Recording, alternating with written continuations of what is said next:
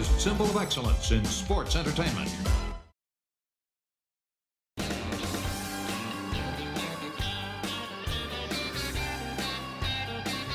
Hey, it's Conrad Thompson, and you're listening to My World. And of course, we couldn't do it without the Hall of Famer himself. Ladies and gentlemen, put it together for your friend and mine, Mr. Jeff Jarrett. Double J. Jeff, how are you, man? Boo! Boo! Double J. No. Conrad, you know how we like to chat up? You want to get right into the topic because we have nothing to talk about going on in my world or your world, do we? I guess we should. Oh, yeah. Go ahead. Starrcast is here. I can't believe it. You're going to be there. We haven't announced you officially yet, but I think that's a spoiler. Starrcast is in Nashville. You reckon that Jeff Jarrett's going to be there? Come on. Hey, wait. Have your people talked to my people? We're going to make that happen because we're going to find a way to get you on stage or signing some autographs, or it's going to be pretty fun. Chairs. I picked up chairs. Well, not in the new building, but the old building. Anyway, we actually have a little foreshadowing in this episode. Me and Mick Foley took a visit to the old sports arena in this episode coming up, but we'll let you drive the boat and get there. But man, Conrad, Memorial Day weekend is right around the corner. Starrcast is right around the corner. WrestleQuest. It's a fun time. I don't know how we're going to get all of our plugs in. I know we like to do them up front, but this weekend, AEW's got a huge pay-per-view. Of course, it's Double or Nothing. Also too, there's baseball stuff going on every time I hit refresh. We're back in the swing of things there, literally. But more importantly, I think the big news right now, as you and I are recording, it's got the internet in your back pocket. You, Jeff Jarrett, appeared on Stone Cold's WWE Network show, The Broken Skull Sessions. I think that's airing in early June, and people are kind of blown away that you and him are sitting side by side. I thought you had heat with Stone Cold. What the heck? See, Conrad, you didn't do enough research, pal. You just didn't do enough research now, did you? No, it was fun. It was for those that may have pieced together the connections and those who didn't. A couple of weeks ago, I was had my week planned out very well, and I was going to fly up to Boston and be a part of PAX East and WrestleQuest game and doing a big public deal up there and kick the thing going. But had a little detour out to the Broken Skull Sessions earlier in this week and had to rearrange my schedule. So I appreciate everybody's patience in the ad-free family. That was why I had to miss. And Conrad, when I tell you it was I don't know how long a conversation, who knows what it'll end up airing, but you know, when they rolled tape, it was a lot of fun. I'll just say that it's a lot of fun. Walk down memory lane. We talk. Well, everybody wants to know, did you talk about the check? Tune in. Everybody wants to know, did you talk about busting a grape when you hit the ropes? Busting an egg. Sorry. God almighty. Get your food groups correct, pal. It was fun, man. It was, man, he's got good recall. I know he has good researchers, but he's got some recall and some different things. And we talk bus rides and Dallas and WWF, which I don't like to say. It's no matter if it's 30 years ago, it was the WWE then as well. But no, it was, a trip down memory lane. He was, his show, his format is, hey man, let's just roll tape and roll with it. So beautiful place. The Broken Skull Sessions. It is something that I can sincerely say without question, Conrad, I never, ever thought that event would take place. Say you? It surprised you, Conrad, when I texted go back and say, hey, Conrad, I can't do the ad-free thing. I got to bump a few calls here and there. I'm going to be on a plane. Here's what I'm most excited about that whole deal. You know, I was fussing at you pretty good in Dallas when you went to put your term life insurance jacket on. and here I see a picture of you sitting next to Stone Cold looking real jacked, baby, looking real jacked. I was a fan of that. You were a fan of that, weren't you? Yeah. Yeah. Why not? Well, a little inside baseball here, folks. Me and Conrad were texting probably, I don't know, about Starrcast or My World or something. And I think I left you with that last text as the car service was pulling up. Hey, Conrad, you'll be happy with what I'm wearing. So just to let everyone know, Conrad Thompson absolutely hates, not as much as me being a legitimate, bona fide, Flair endorsed Four Horsemen, but the second in line of that is, don't shake your head at me, Connie. Everybody knows that's a lie. No, it's not, Conrad. Okay. Conrad Thompson hates when I wear a sport coat. Not dislikes, not kind of has an issue with it. He despises when I wear a sports coat. I don't know why, but he just ain't a fan of it.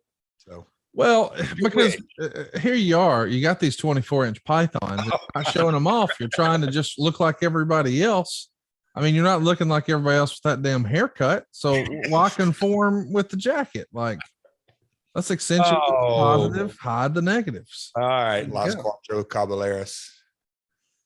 Let's jump into it, man. We're gonna have a fun time today because we're talking about hold on. Okay. I got, because we're sort of back and forth, but you drive the ship. Are you surprised, Conrad? And I'm being totally sincere, because this is the one question that I wanted my world listeners, because you've got a whole host and you talk to, you know, your entire podcast family, which is kind of cool. But I want to know something. Did you expect to get the response that we've all received and saw to the announcement of the Flair finale? Did you expect that? Did you expect a response? I mean, and I'm not talking about the negativity. That is what it is in this day and age. No matter what happens, there's going to be a little haters out there, or a little controversy. And that's just society, and I'm cool with that. But I'm talking about the 99% positive response. Did you expect this type of outpouring? I knew it'd be big. I had no idea. When I see the data that's come in, Conrad, from Jeff, I'm sure I am surprised. It is on a whole nother level. Are you surprised? I mean, I am, yes and no. I knew it would be something that would get people's attention, but I did not anticipate the overwhelming response we got from mainstream. And as we're talking now, this episode drops on Tuesday, the 24th of May. This Friday at noon, May 27th, tickets go on sale at RicFlairsLastMatch.com. It's happening July 31st, Nashville, Tennessee, at the Nashville Fairgrounds. And we're going to have a really fun event here. You know, Starrcast 5 is already on sale at starrcast.com.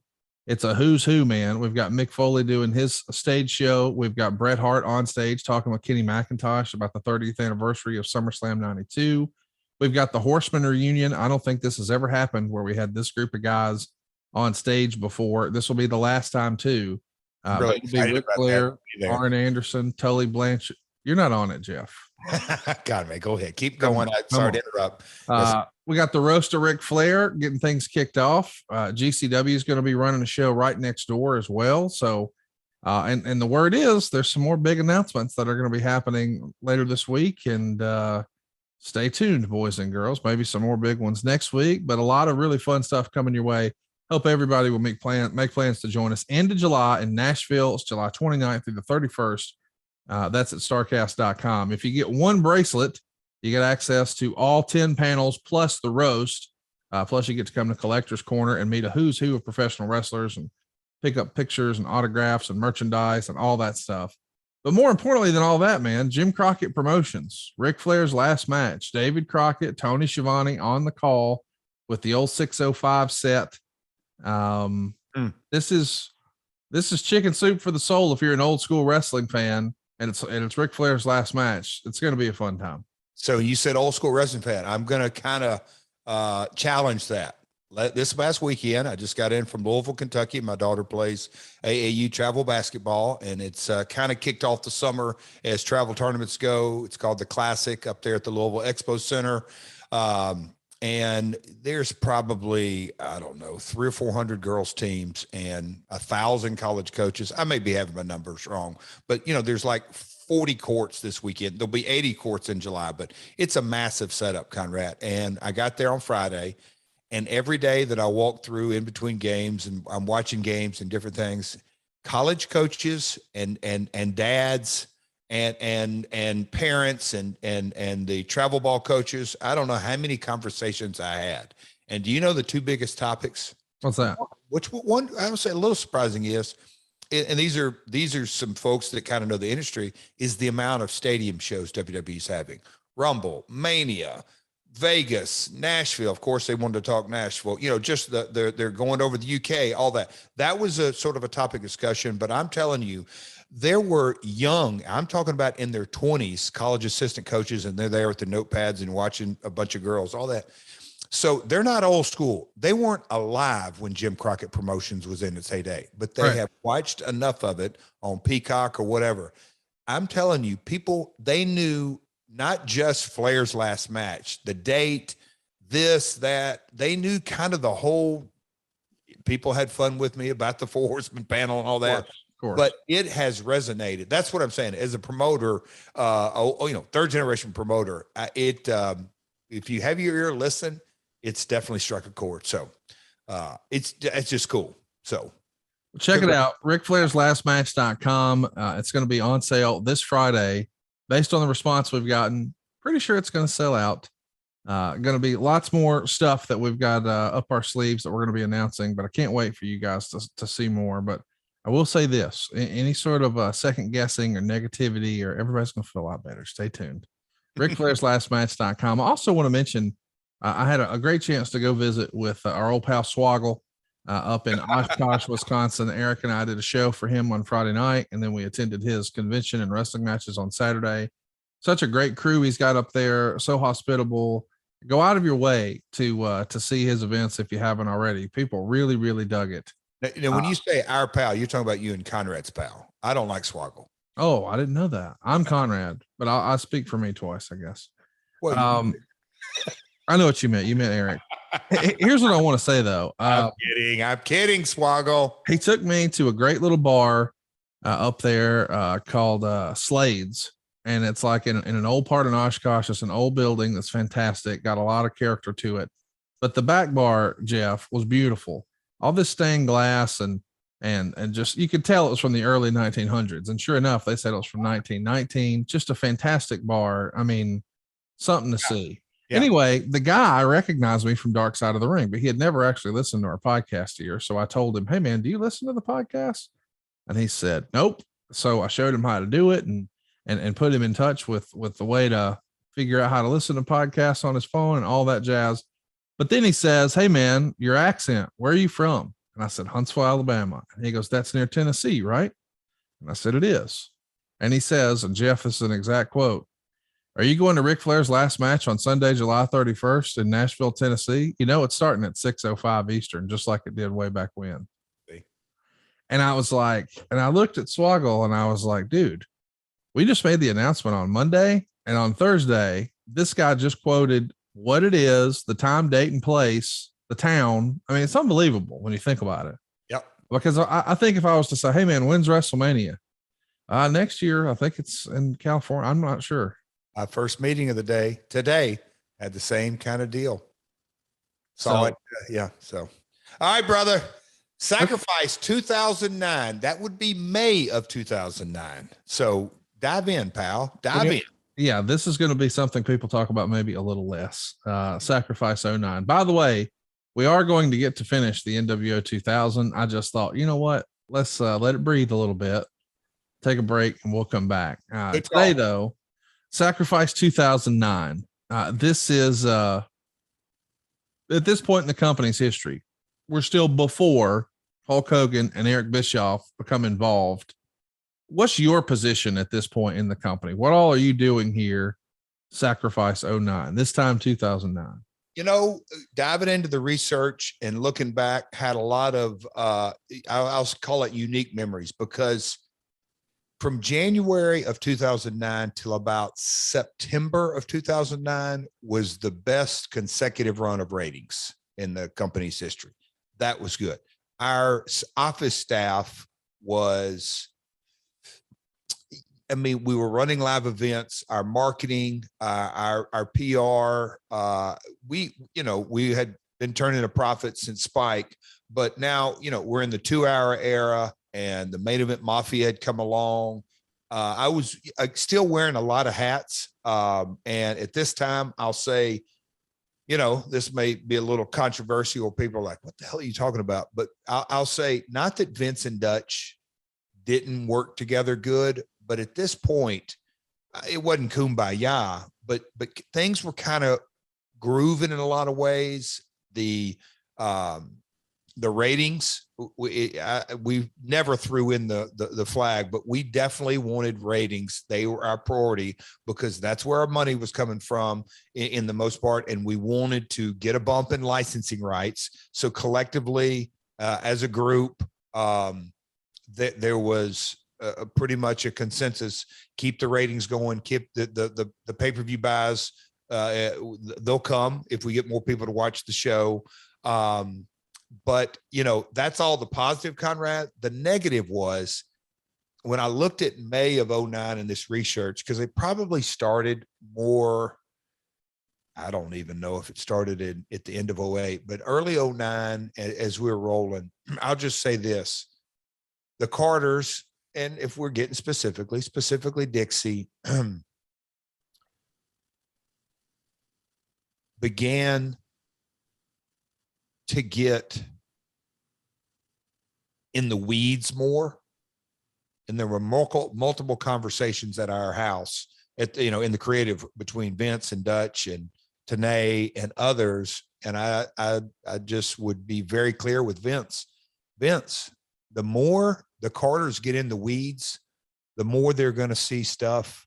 Not that we want to hide from them, but anything it's just very hard to understand. I said, you're opening up a can of worms, pal. I'm just telling you. And so that's the downside during this era. But, what was my role? I was a talent, creative. A lot of international stuff was going on. The tours, maybe we'd done 3 at this point of UK. We were looking for more. We were looking for some Middle East. We had a couple of Middle East tour offers. Things were, you can't say they were ever hitting on all cylinders, but they were rocking and rolling, and the profit was good, and our expenses were super manageable. So we're coming off lockdown in Philadelphia, where Mick Foley won his first TNA title in the 6 Sides of Steel over Sting. Your team of AJ Styles, Christopher Daniels, and Samoa Joe defeated Team Angle of Booker T, Kevin Nash, Kurt Angle, and Scott Steiner in the Lethal Lockdown match. Team 3D won the tag titles in a Philly street fight over beer money. We've also got the relationship with New Japan in full bloom here, as Team 3D are also the IWGP tag champs, and the Motor City Machine Guns are their junior heavyweight tag champs. We also see the debut of Bobby Lashley. So a lot coming off of that show. How important was the relationship with New Japan at this time? When you look back on it today, it was just as important as I review the notes today. It was a huge deal. Financially, it was very lucrative, but from a creative and a perception, to sort of dive into it, the Mexican relationship, because there were ups and downs with AAA and with CMLL, but still we had a relationship with both major promotions in Mexico. Sometimes one was better than the other, but obviously New Japan, by far the biggest organization. Kurt was their champion. 3D was their champion. Motor City Machine Guns was their champion. I mean, we had a great working relationship, and for me and Dutch and others, it was really important. I'll say talent relations, Bob Ryder, Terry Taylor, whoever was in that slot. It was a great way to, guys to have tours. It was really, really important. On the flip side, I never saw Dixie or Vince really give it any tip of the cap that it was important to them at all, which was super disheartening. That's another episode to dive into. There's another thing that we'll get into in this episode that again is really to really dive deep into it and get granular, if you will be a Main Event Mafia episode. I know that's on the books for late in the year, which is going to be a lot of fun, but New Japan relationship was huge in so many ways for me. So Foley's win is immediately questioned, and you talk in an interview with The Sun, which is over in the UK, about it. Quote, Jarrett says they will eventually push younger stars to the top, but it will take time. Jarrett also says they'll continue pushing the younger stars like Samoa Joe and AJ Styles until they become household names like Sting. Quote, you can go back 20 years, and when Sting was that generation's version of AJ Styles, he was a phenomenal athlete with no name recognition and was very good in the ring. It just takes time. Nothing replaces time in this business. So you're putting the guys over as best you can here. But at this point, AJ's been with you 7 years. Now I know you haven't been on TV, all of that, but do you still stand by that nothing replaces time in this business? It's certainly pre-social media. Yes, I do. And that quote, I remember it specifically even way back when, but I remember today. I'm not going to say it was taken completely out of context, but they didn't give kind of the overarching thing is that, look, everybody's going to get their opportunity, and it does take time. I'm going to say that the veterans don't have near as much time as AJ Styles and others, but you've already hit on the big thing was that the guy actually said it for himself. He goes, now I know you've only been on Spike TV X amount of time, and you know, here in the UK, it's your exposure has fluctuated, but you know, the challenge, this is pre-challenge. But anyway, so our exposure globally, you know, the AJs of the world weren't quite what a Sting and a Mick Foley and these others were. So I do, you know, again, I think social media has escalated everything by exponential, but it does take time to get established. It's just really that simple. I mean, I think in a lot of ways you can look at AEW today. Nothing replaces time. It just doesn't. Taz's debut with the company was also teased at Lockdown, with Samoa Joe having his head covered with a towel. When Taz becomes available after his WWE contract expires, why was the push for him to come into TNA? Why was Taz the right guy? When we start diving into this, because obviously hindsight's 2020, we cannot not mention the Don West situation at the time. So I'll let you guide this, but Taz is a hell of a talker, and look what he's doing today in AEW. That was my understanding of what Dixie and Vince Russo, and that's kind of the conduit of Taz coming on board. I love Taz. We always hit it off. We have a very fun relationship. We bust each other's balls all the time, but in a good way. But you know, I don't think Taz knew what he was walking into in a lot of ways. But again, Taz and Samoa Joe, for all the obvious reasons, what a good matchup. Not that Joe couldn't talk, but it really, again, Taz had come off WWE Machine and had his ECW run, and so he was a household name. So in the building process of Joe, it added to the package. So between Lashley and Taz coming in, you got a lot of top talent. I mean, I can't imagine this is all inexpensive. Is the company in good financial standing here to the best of your recollection? Yes. I mean, because I would ask Dean, as we would add different guys, not to get too hard ahead of ourselves, we had to make some cuts on other divisions, the ladies, the X division, maybe the tag. We've covered that, some of the naturals and this and that, but no, Taz, Lashley, the addition. But again, we were profitable. Some quarters very profitable. So much so that Bob was getting his investment back and we were still making money. So coming out of, let me ask this too, though. You also turned Don West heel. I mean, what's the thinking there? I can't imagine Don West as a heel. Don't get me started. I hated it. I despised it.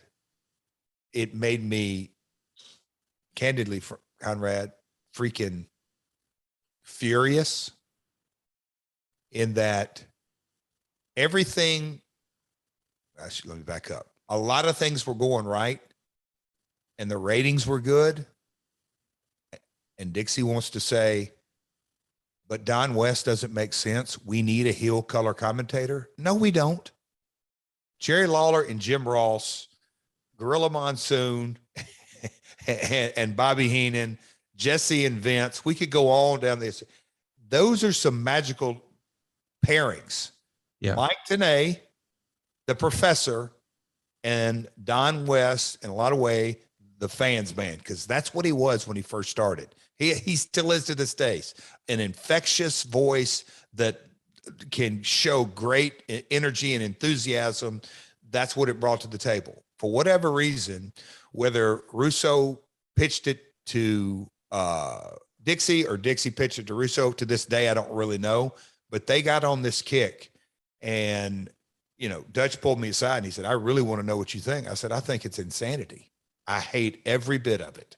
I think it's wrong on every level. And they are completely missing the point that, yes, the TV product is the most important deal, but all of a sudden, Don's going to be going to these live events and he's a heel on TV and he's trying to sell merch. How do you do it? Conrad, you talk about ego and stupidity. And look, my ego, my own personal ego has caused me a lot of trouble in my career. It is what it is. Everybody's got an ego. Give me an example of that. You said, I don't do a timeout. It's caused you problems. Can you tell us? Like, give us an example. My way or the highway. I don't know how many times in business that I can rationalize, justify, minimize. My decision is right because it said so. That's just not the way to go. Yeah. So you want an example? Catching me off guard. I mean, did you learn that before you were in management at TNA or from managing TNA as long as you did?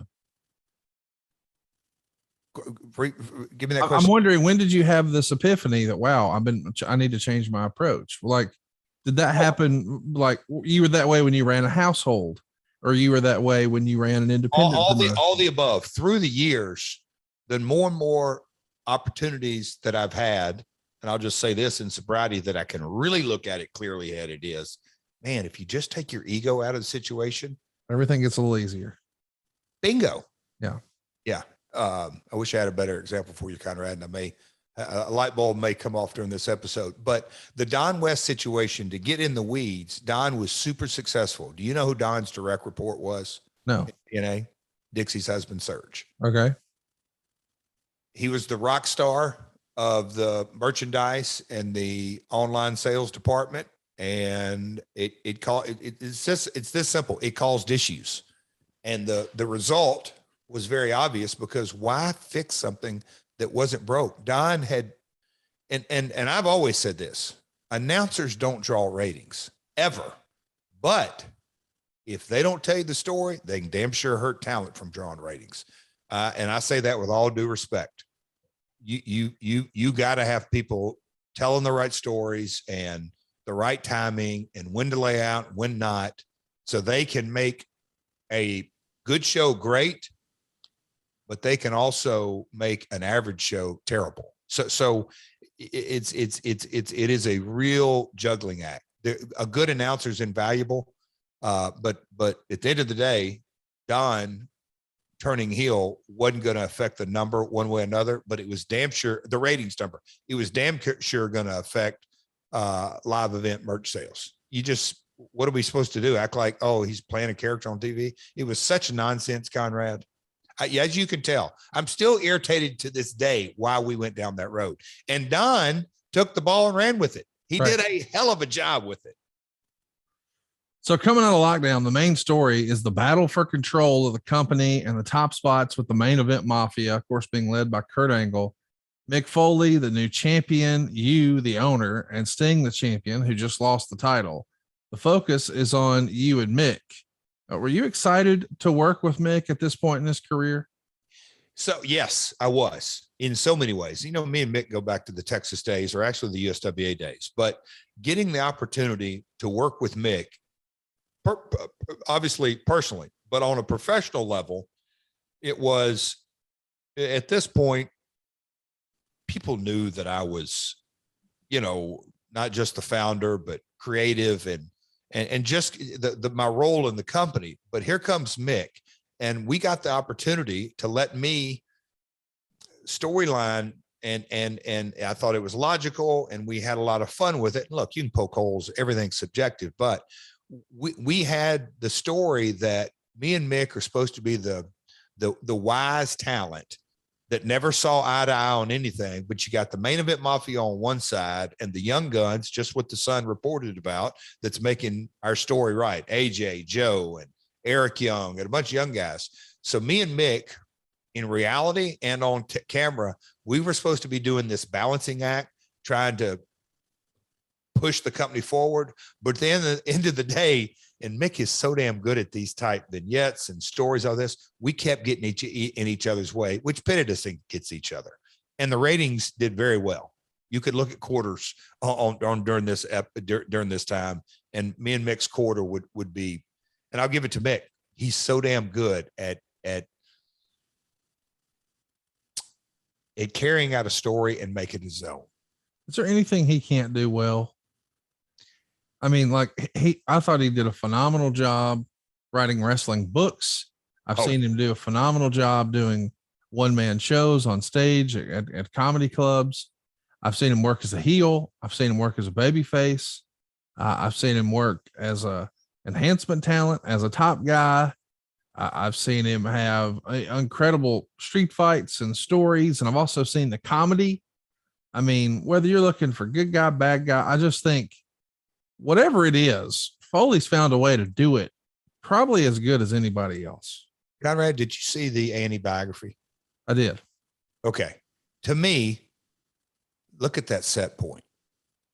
Long Island. Yeah. Parents, engaged in school, athletic teams. So in a lot of ways, it's the average American upbringing. And then the other ways, Mick has a gift. To me, God gave him a gift of an incredible brain. Yeah. That was not afraid. Matter of fact, he kind of relished the role of, I'm going to go against the grain on what my parents think I should do, what the audience think I should do, and make it his own. Yeah. Even down to raising funds for the greatest causes in the world. Yes. Go, wow. Now Mick really is coming at this at a different angle. So yeah. And to dial back to this era, when he would take what was written out of creative, Vince and Dutch and the whole team, and then me and him would sit down, and I just sort of see Mick sit back in a chair like I've got now at Orlando, because at this time we had 2 or 3 sound stages and sets and everything, and Mick would start rocking kind of back and forth, not like Abyss, but he'd sit there, Conrad, and he'd be thinking, and he'd say, Jeff, I've been thinking about this. And in my mind, okay, let's get under the learning tree. Here we go. Because when you think about the This Is Your Life rock, the in-rings at Raw during the Attitude Era, you that doesn't come from a piece of paper. No. Rock and Mick made that stuff their own. Yes, it is. No disrespect to any writer, Ed or Ferrara or Vince or anybody put it together, but no, Mick has that unique ability to, okay, this when we went out to the fairgrounds in this episode, he made that. He's just damn good. I'll just say that, damn good. Let me recommend that you go out of your way to check out Mick at Starrcast. He's going to be doing his one-man show. You'll get to meet him, greet him, take pictures, do autographs, the whole thing. But his show is going to be one you want to go ahead and plan to see. And I'll tell you what, man, I'm glad that weekend that I'm going to be in Nashville with a chilly sleep. I love it so much. I travel with it. And real talk, folks, before we clicked record today, Jeff goes, Connie, you've been at it all morning, huh? What am I, number 3 today?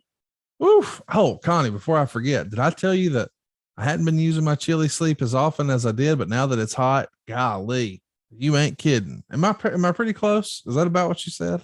Well, yes, because just when Mama Karen changes the sheets and from time to time, and everybody gets in a rush, and you put the fresh sheets back on the bed, don't hook up the chilly sleep, and just time rolls. But as it's getting hot outside, I cranked her back up.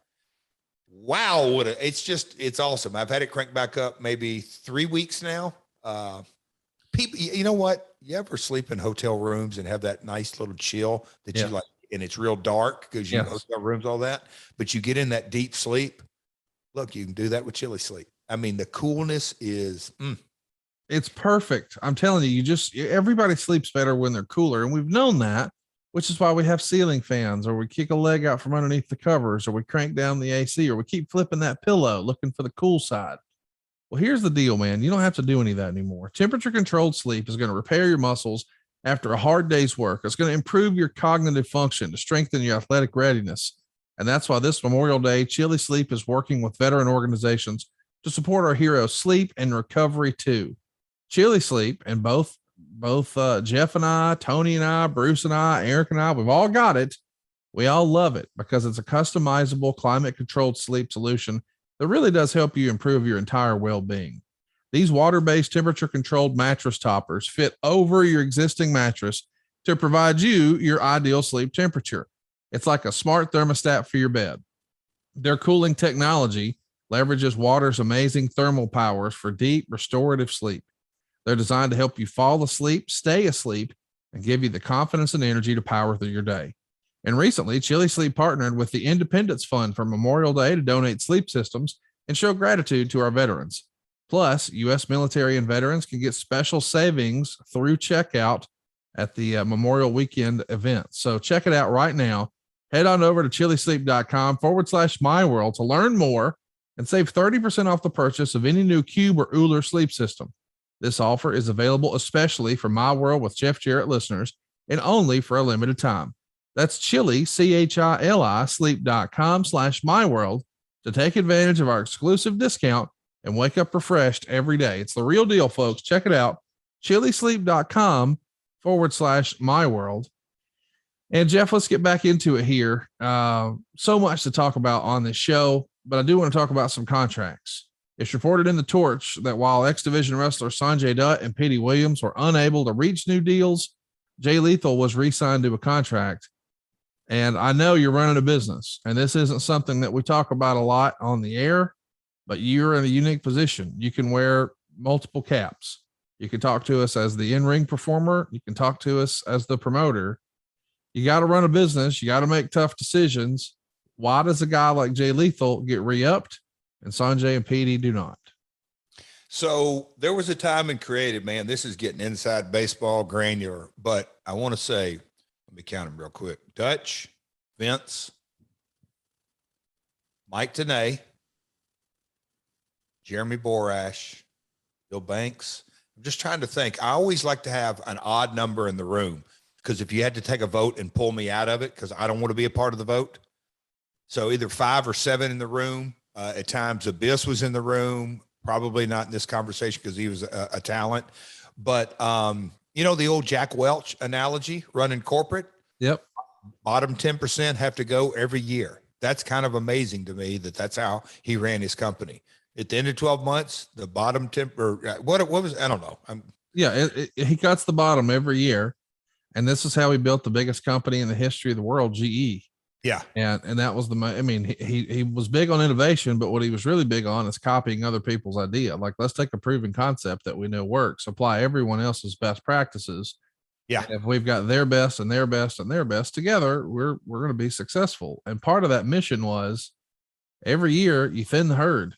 If these are your worst producers, get rid of them and bring in new people. And Conrad, that's why I love you. I just literally had to say, but that when I read his book, as a leader or a manager or even an employer, there were so many light bulbs that you go, that's really just taking all emotion and ego and just really looking at it as, and I know Vince has run his organization like that to this day so many times, taking all the emotion out of it. What's best for the company?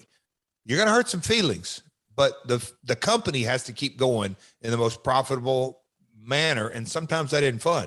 That's what we would do from time to time. Dean Broadhead, the CFO, would basically help me understand. I'm trying to cut you off, but how do Petey and Sanjay become? That's where I was getting there, pal. Okay, sorry. Man, you're antsy today, Conrad. Let's throw down. Stone Cold Steve Austin, Broken Skull Sessions. You didn't do. Oh, I'm kidding. I can't wait for that to air, Conrad. You gonna watch it? course, the day it comes out, I watch all of his stuff. Yeah. Okay. Anyway, that's why I was saying if there is a odd number, 3, 5, or 7, I would pull out of it. Dean would say, "Hey guys, coming up this quarter, this is kind of the numbers that I've worked on. This is what I've talked with Dallas. Maybe this is what I've talked with Dixie, or maybe me, Dixie, and Dean would get in a room and go, okay, we're going to have to allocate this and advertise and all this." It was a numbers game. And so we kind of looked at the amount of bodies in the 4 divisions. And that's not just a marketing and promotion is that when you're booking a show, a lot of times you got to kind of make sure that you can play chess with the equal, so you got heavyweights, tags, X division, and females. And so, okay, we're going to have to kind of cut some tags and cut here and cut there. And who can we cut on their contract renewals? It's not letting anybody go. It's just really not renewing.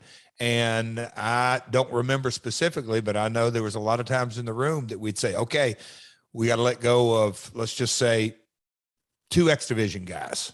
And when you put a list of 10 up there and dollars and, whatever it may be, who's been there, who's been in a lot of storylines that we may not be able to come up with something so creative that we've kind of done 4 or 5 things, time to move on, or there's a lot of upside to this, downside. When you look at, so who was let go? Sanjay and Petey. Yep. And a lot of people go, "Are you kidding me? Canadian Destroyer and Sanjay Dutt had that great storyline with Val and Jay Lethal, and they're both player from Himalaya, fantastic performers, but they had probably been with us 3 or 4 or 5 years, and I don't remember the specifics, but it went to a vote. I said, guys, vote, because at the end of the day, I like all of them. I've signed all of them, but I also understand that Bob Carter wants guys moved in and out. Okay, where do you have? And so that's the vote came down. Okay, that's it. It's a conversation we can have with you and really nobody else. Well, because there's not a lot of people who can have. I got you. I mean, Tony Schiavone's never had to fire anybody. I got you. It sucks. And when Jim Ross did it, it was usually dictated to him. Yes. What I mean, somebody else said, "Hey, cut this guy, cut that guy," and you're the guy who sat back and said, "You know what? Fuck Sanjay. I don't like Sanjay." I mean, who'd he ever beat? By the way, Sanjay is a listener. Shout out to Sanjay, who very quickly has gone from. I mean, Sanjay Dutt might be like a modern day Conan. All of a sudden, Conan was like universally loved and everywhere and doing business with everybody, and I guess that's how Sanjay's different, but. Is there anywhere Sanjay can't just strut ass into? It feels like he's beloved at Impact, WWE, AEW. That's got to be a testament to the man, does it not? We just talked about Mick Foley and kind of his upbringing. I don't know how many times I've said this to you as well, Conrad, buddy. Look at Sanjay's father passed away not too long ago, but so God rest his soul. But raised in a good, nurturing, you just have a level head. I can't, I have apologized to to Sanjay a couple of years ago. There's no telling what I put him through, but he was my right-hand man. I love the guy. And above personality, above us getting along, he is a smart dude. Yeah. End of the day, he thinks things through, sits back. He is a learner and a listener. But buddy, he is not a yes man. And that's probably the biggest thing I like about Sanjay in a working relationship. You're going to get what he believes in a very diplomatic. And if you don't agree with him, you move on. He'll say, okay, let's go. That's very valuable.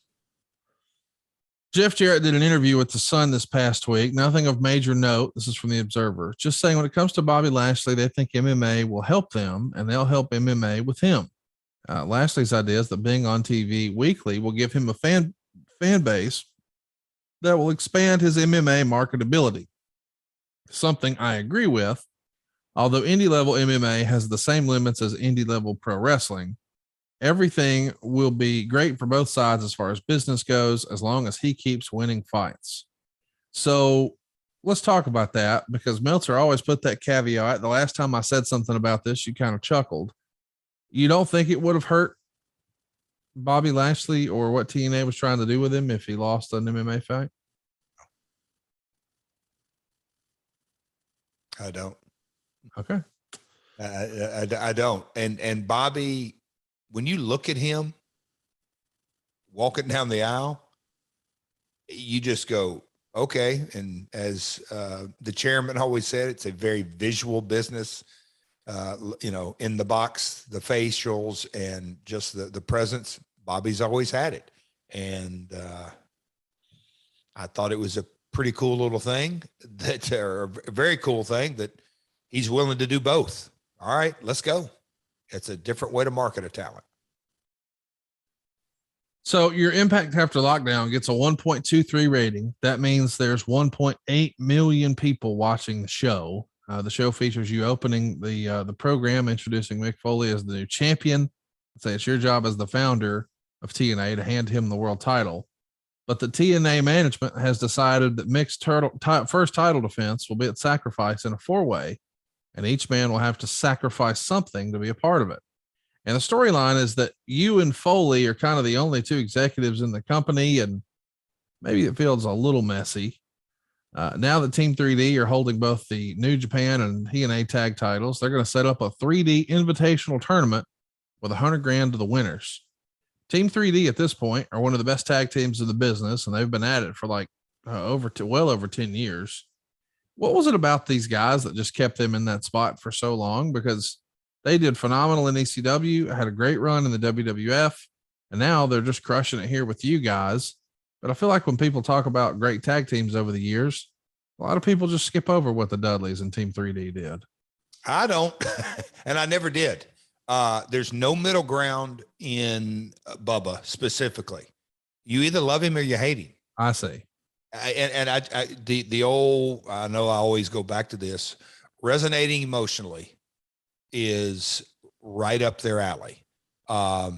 It goes without saying, they're not bookends. One guy's a white guy, one guy's a black guy. Bubba, the brash New Yorker a hell of a talker. And I don't want to call it old school because that's not, yes, he took bits and pieces, but a really good to great talker. And they also knew how to get over that. They come from the school of, whether you call it Paul Heyman or I don't want to say Southern wrestling or the WWE school. Anyway, Bubba and Devon knew how to get over, but they also knew how to tell a story and get their opponents over in a match. So when they beat them, and Bubba they beat them all. When they beat them, they beat somebody. Simple psychology, but yet a lot of times a lost art. But I remember negotiating with them at TGI Fridays in Orlando when we first brought them on board. I'd had a late night and they were there and came over. And I just remember going, man, this is a really, really, really good get for the roster. The long storyline for this show is you and Foley going back to his hometown of Long Island after the win and acting like he's a man of the people, but you've called him a lunatic. And a referee walks up to you and tells you that Jocelyn called and there's a problem at home having to do with school. Were you comfortable with this? The idea that we're going to use our kids on TV, or at least their names and storylines or whatever? Yeah, because I knew we weren't going to go. I guess you could say the character development that was going on in 2009 was Mick is this outlandish. Everybody knows what Mick Foley. Hell, he got through off the cage at Taker, and the hardcore legend and the eye with a sock, everything that goes into Mick. And Jeff at this time was, I'd been the heel king of the mountain for many years, but I was the family man, the businessman, the former world champion, trying to keep everything together. So they wanted to reference the kids' names to humanize me, if you will. And you were cool with that, and everybody else was too. Oh yeah. Yeah. So Kevin Nash has Jenna in his corner and is going to take on AJ Styles in his first singles match in months, which ends with Booker T interfering for the DQ. Jenna hears from Survivor, and I didn't think you were going to skip over her. Well, this is my first chance to ask you about her since we started this podcast, but The Torch says she was hired because Dixie was a fan of her on Survivor. What now? Tell me how this came to be. Oh man, Jenna, I'm gonna butcher pronouncing her last name. Marasco. Yeah, Marasca, I think. Marasca, yeah. You read the research, or you're just riffing off of it, but yes, that was that she likes. Yes, huge Survivor fan, and that's cool. I mean, Dixie is a big Survivor fan. Massive, and obviously the massive ratings. But yes, but I don't know how the connection actually came to be. Yeah, that's what I was wondering. Like, how do we know this person? I don't know. I don't know the actual, but Dixie's by trade a PR agent, and a damn good one. But so a connection of a connection came about somehow. You're in the main event against Scott Steiner, and this is from the Observer. Jarrett had a hamstring injury, as noted last week, suffered in the lethal lockdown match, but it did not have a torn hamstring. It was played up on TV. Foley was hilarious because he was playing heel and claiming Jarrett didn't really have the injury. Jarrett worked the match as if he wasn't injured, didn't limp or sell the hamstring at all. And Foley was joking about how he wasn't even smart enough to sell his fake injury. Jarrett was getting massage treatments backstage for a long time before going out for this match with Scott Steiner. Well, where's the psychology with this go? Of you really are hurt, but no, I don't think you're hurt. And I mean, it's kind of fun, but it is a different approach. Well, no. So this is where to go back in time. So what was this, Conrad? So 09. So we're 13 years later, but the hamstring situation. Have I not said that? Have I not told you this story? No. Okay. We're in May, right? Yep. This story's in May, but we're probably toward the end of April. So Easter Sunday in real life, 09, here in the South, Conrad, you can probably relate to this. Here in the South on Easter Sunday, we go to church, right? Then Yep. after church, come home and have us a meal like they fix us down at G's. Lots of food, right? Yep. On Sunday. And then some folks just kind of go their separate ways, and some people have Easter egg hunts and that kind of stuff. And what did old Double J do on this Easter Sunday? I'm going to take me a little nap on the couch. Okay, take a little nap. Well, when you've got kids and cousins and lots of folks in from out of town, what do you want to do on a Sunday, Easter Sunday afternoon? Hey guys, Dad, wake up on the couch. Let's go play kickball. Right on. Let's all pile in the car. We're going to run up to the park, play kickball. Conrad, we divide up teams. It was my team was, I don't know, up first. It doesn't matter first, but it was the very beginning of the game. I had been awake maybe 20, 30 minutes. The old ball comes rolling in. What's Dad going to do? He's going to blast it out there and get some runs in. And I do, and take off running, and pow, out goes the hamstring. Conrad, one of the most painful injuries I've had. In the concussion was bad. My low back was bad, but a hamstring that rolled up in my rear end didn't feel so good. So I knew right then I did it. And I went home right then and started rehabbing it and all this, but it took me about a month to get over it. I limped for a bit, but anyway, that's the hamstring. And so it's funny how Dave kind of latched onto it, but it wasn't supposed to be any part of the storyline, but I was limping during the day, and Mick goes, how are we going to cover that anyway? So we didn't want that to be a part of the story, but Dave latched onto it and kind of brought it in, and rightly so, because Mick was trying to cover for me, saying, look, he's not even limping. I was probably half-ass limping, but Mick made it his own. Does that make sense? Yes, total sense. Yeah. So you get the win after hitting Scott with a guitar, but it's a schmoz afterwards. Angle's going to come out, and there's chair shots, and then Bobby Lashley walks out again, and it's teased that he's going to make a decision. Is he part of the Main Event Mafia or not?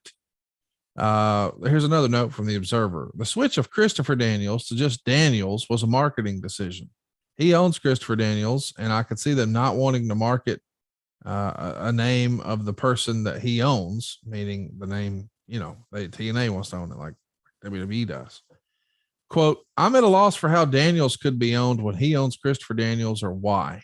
That's interesting because we have seen this even recently. Like they changed Pete Dunne to Butch, and it upset a lot of fans of the WWE product, saying, "Oh, he's been on NXT this whole time. That's a WWE system. Why would we do that?"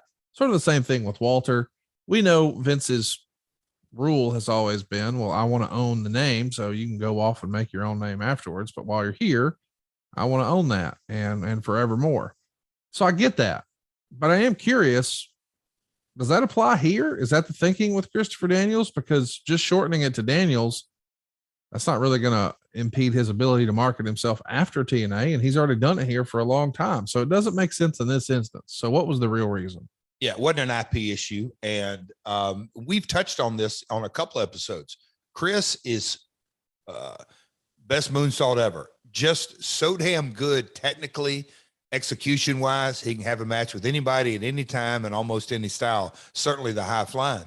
But if I recall that it kind of came from the marketing side of the office, not so much creative, is that, man, how can we make him, I'll say, less of a baby face or less Christopher. All we did was drop Chris or Christopher. It's just, okay, just go with Daniels. It's more of that may have been kind of a meet in the middle. I can hear Dutch's voice or my voice or some other's voice like, guys, he's been Christopher Daniels since we brought him in. Now we're just going to completely give him a name change. That ain't going to work. And I think we probably compromised and said, just drop Christopher. That's my best recollection. Chris probably has a better recall, or maybe he doesn't. Or why don't you ask Dixie, Conrad? No, I'm kidding. I really don't remember, but specific, but it feels like just let Christopher go, kill that, and just go with Daniels.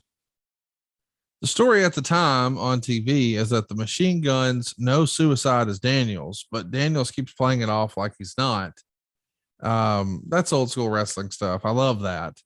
It's reported in the Torch that TNA and Conan were finally on the verge of settling their racial discrimination lawsuit. How bad of a black eye is this for the company, or what can you tell us about this? I'm sure not to get into it, I'm sure we signed every complete NDA and all that kind of stuff. But man, oh man, the amount of man hours that went into this were a massive distraction for the company. I can remember hearing folks from Dallas just talk about, Jeff, you have no idea how many man hours have gone into this. And, I think in Nashville, we were all super happy that it was about to be in our rearview mirror because it was a mess at one time and then everything got settled out. So it comes out ahead of time in the Torch from one of the sets of TV tapings that, well, let's let Wade describe it. Roxy was released by the company recently following a backstage incident with Raka Khan, who has major heat in the locker room for some of her behavior. Khan was upset over her role in a recent battle royal that aired on TNA Impact. She eventually hit Roxy with a stiff shot during their match, and Roxy returned fire with a forearm that caught Khan on the nose. Khan dropped to her knees and screamed in pain and frustration in a clip that was edited off of the Impact show. When Khan returned backstage, she threw a hissy fit and said she was willing to fight other knockouts legitimately. She also told her then boyfriend, Kurt Angle, that the other knockouts had been stealing her clothing and had either stolen or destroyed her computer. Multiple sources laugh at Khan's claims, and the feeling was that more than one person is she made up all these allegations because she wanted Kurt to purchase her new clothes and a new computer. When Roxy returned backstage, she tried to make amends, and Khan wasn't interested in making peace. They ended up exchanging words, and eventually cooler heads prevailed. However, both women were not booked after the incident and apparently were suspended for 60 days. Although Roxy has told friends she's not aware she's been suspended. Roxy was eventually released by the company and her contract was coming up soon. The belief is that she had already worked enough dates and the company doesn't owe her money. What do you remember of this? Because it's rare that we hear about things getting real in the ring and it's spilling over backstage, but it's got to be just a pain in the ass if you're trying to run a show like this. You said it best right there. I do remember kind of this incident, but really just kind of the the whole broad stretch of, and I remember circling back to Dutch, because Dutch was probably the first one, maybe not, basically saying, hey, Jeff, we're going to have an issue here, man. I just hear the room, because he worked with the knockouts a lot. So he's like, you just overhear everything, and everything kind of circles back to, we got a bad apple. We're having issues. And I just like, okay, that's cool. And again, I'm dealing with Mick and home and marketing and Dallas, and it is what it is. And then another person, and then another person. And after, I don't know, 7, 8 folks had come to me, and I just said, Dutch, my God, you are spot on. He said, yeah, it's an issue. So when that kind of went down, obviously I'm running point. They come to me, and I just said, hey, y'all can't tell me that he said, she said exactly what happened. If a shot, if there was some type of shoot went on in the ring, at the end of the day, are either one of them integral to our storylines? I'm going to answer that. No, let's not pick fight. Let's not pick a side. Let's not choose side. Let's just put both of them on the shelf. It was a real issue for a short period of time, but it went away. Dixie does an interview with Hermie Sadler on his TNA video show and says this, quote, competition is very important for the consumer and for the wrestling fan. There's nothing better than having competition. It makes each of us work harder. I know our company will never be satisfied until we are the biggest person in wrestling and bigger. Yeah. Was that ever a goal of yours to beat WWE? You could answer that. Never. Never. Now, here's the other thing. Does Dixie think that's real, or is Dixie, because listen, as a promoter, the most stupendous WrestleMania, we're all trying to sell our shit, right? So absolutely we are. So I get that. She's trying to sell, but do you think Dixie, I mean, there's no way Dixie really believed that, right? And I'm going to go back to, it's not experience, because she had been in PR a long time, but wordsmithing in the wrestling industry, maybe it's not, maybe it's marketing as well, but I can't, she would have to answer that whether she thought it or not. But I just thought that never give them a headline, because no matter what metric, and that's something that continues to go on, whether it's cricket rights fees in India, it's the biggest deal at, well, okay, let's measure what you're talking about. So as a promoter, yes, but why give folks chatter, you know, AEW competition or not? So what is the metric? Okay, ratings weekly. Okay, they're up there. Profit, it's not even a discussion. So what are the metrics? But when I read the research on that, I'm thinking to myself, Hermie, what was the question asked, and why was it asked? And why would Dixie kind of go out on a limb when it's Hermie's on our side? Reframe the question or something. Yeah. That's what kind of puzzled me, that Dixie's a smart lady on PR. So even if she believed it, I don't think she would spin it that way. That's the confusing part. Even if she believed it, she knows how to wordsmith things better. Because we were the alternative. You asked me the question, and here I go again. I didn't answer. I never, ever, ever had the delusions or thoughts. I wanted to be the alternative. Yes. That's it.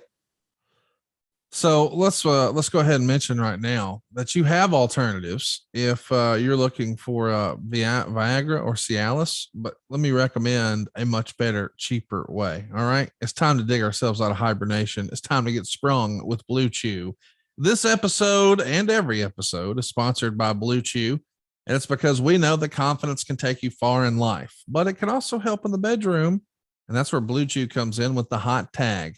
BLUECHEW is a unique online service that delivers the same active ingredients as both Viagra and Cialis, but in chewable tablets and at a fraction of the cost. You can take these dudes anytime, day or night, so you can plan ahead or be ready whenever an opportunity arises. Now, the process is simple. You'll sign up at BLUECHEW.com, consult with one of their licensed medical providers, and once you're approved, you'll receive your prescription within days. And here's the best part. It's all done online. That means no visits to the doctor's office, no awkward conversations, no waiting in line at the pharmacy.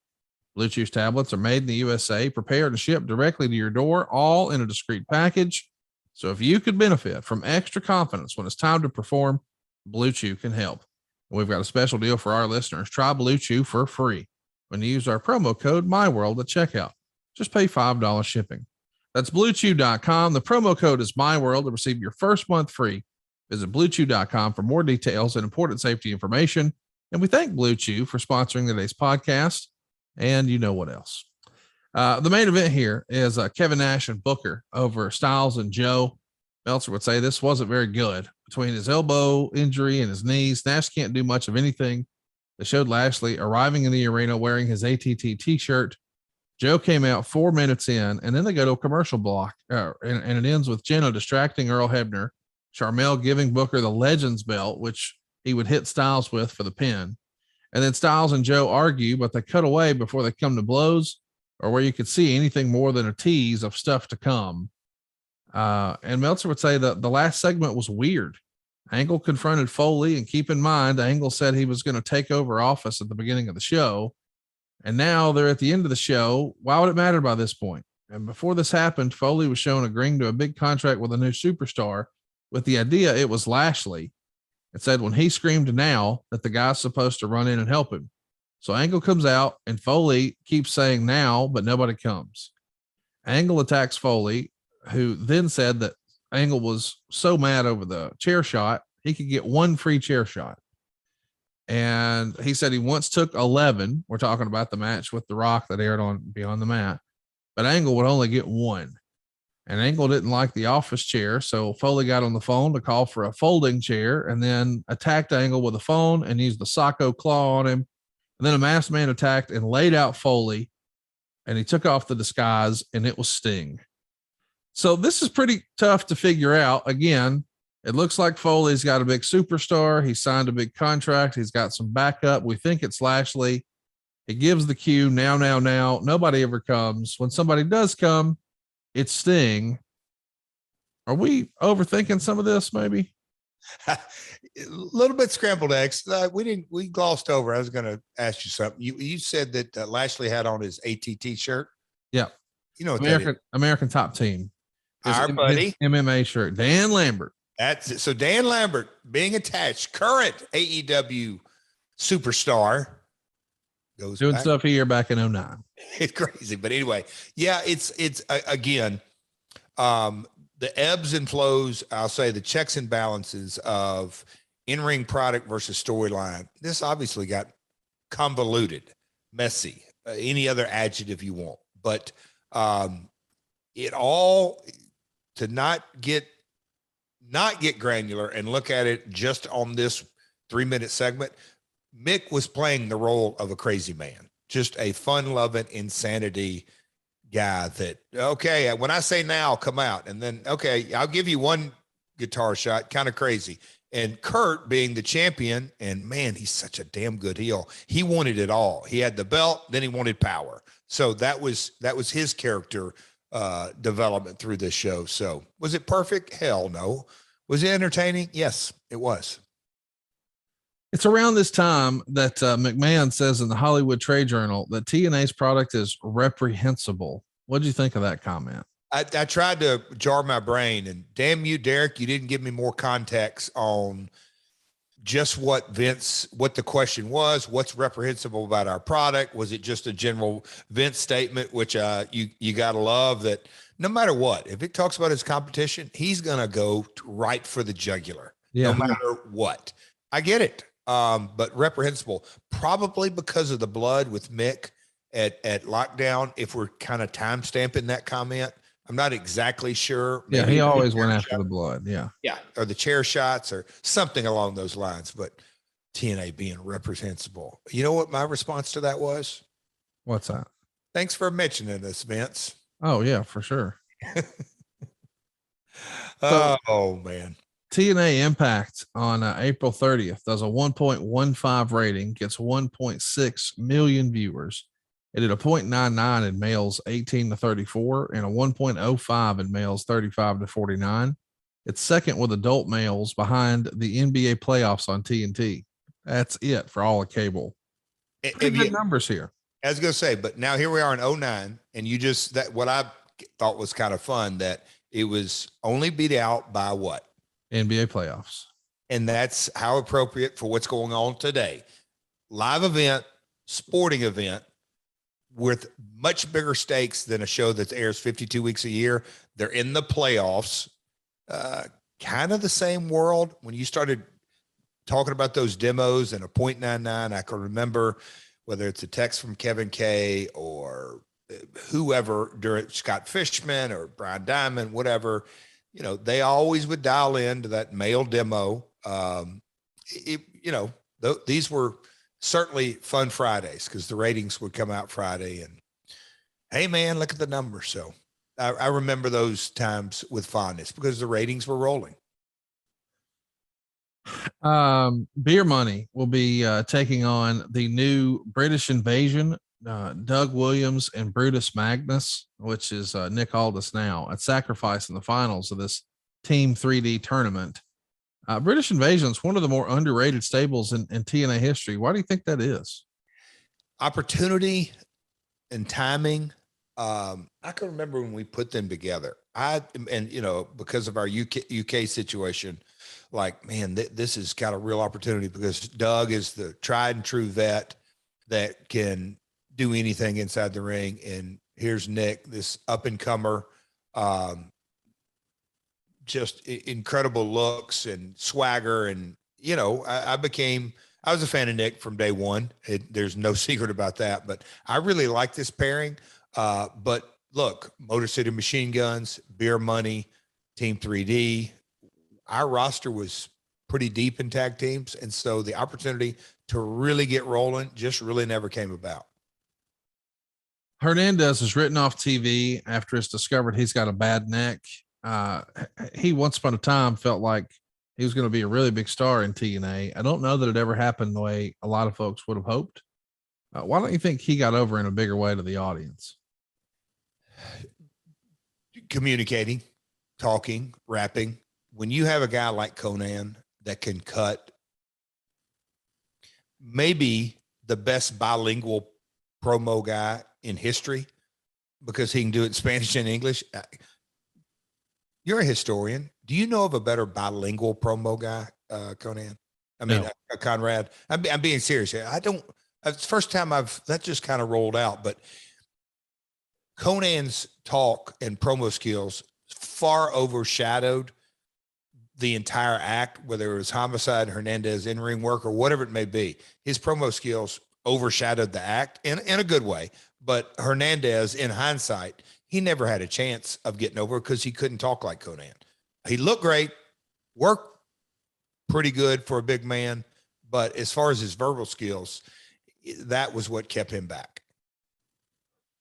So Elijah Burke is backstage waiting at his 90 days with his WWE release. Is there ever thought process going through your head that, hey man, if we're just signing a bunch of WWE releases, we look less like the alternative and more like less than?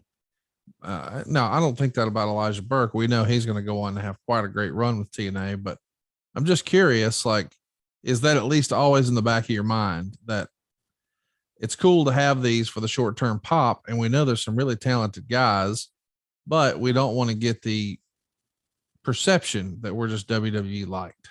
For sure. I had that often. And when you looked at our roster of the Main Event Mafia, all guys, and we promoted that fact, they were all world champions before they arrived at TNA. That was their calling card. That's 5 guys.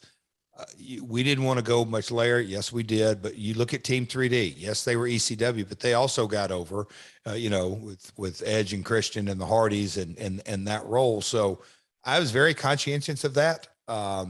Very tough balancing act. Trying to pull the number ratings wise, but yes, whether it was, we could go through a whole list of guys that were really good pieces of talent that got their opportunity, but the balancing act of becoming WWE light was always front and center in my brain, always, because it went against the grain of being the alternative.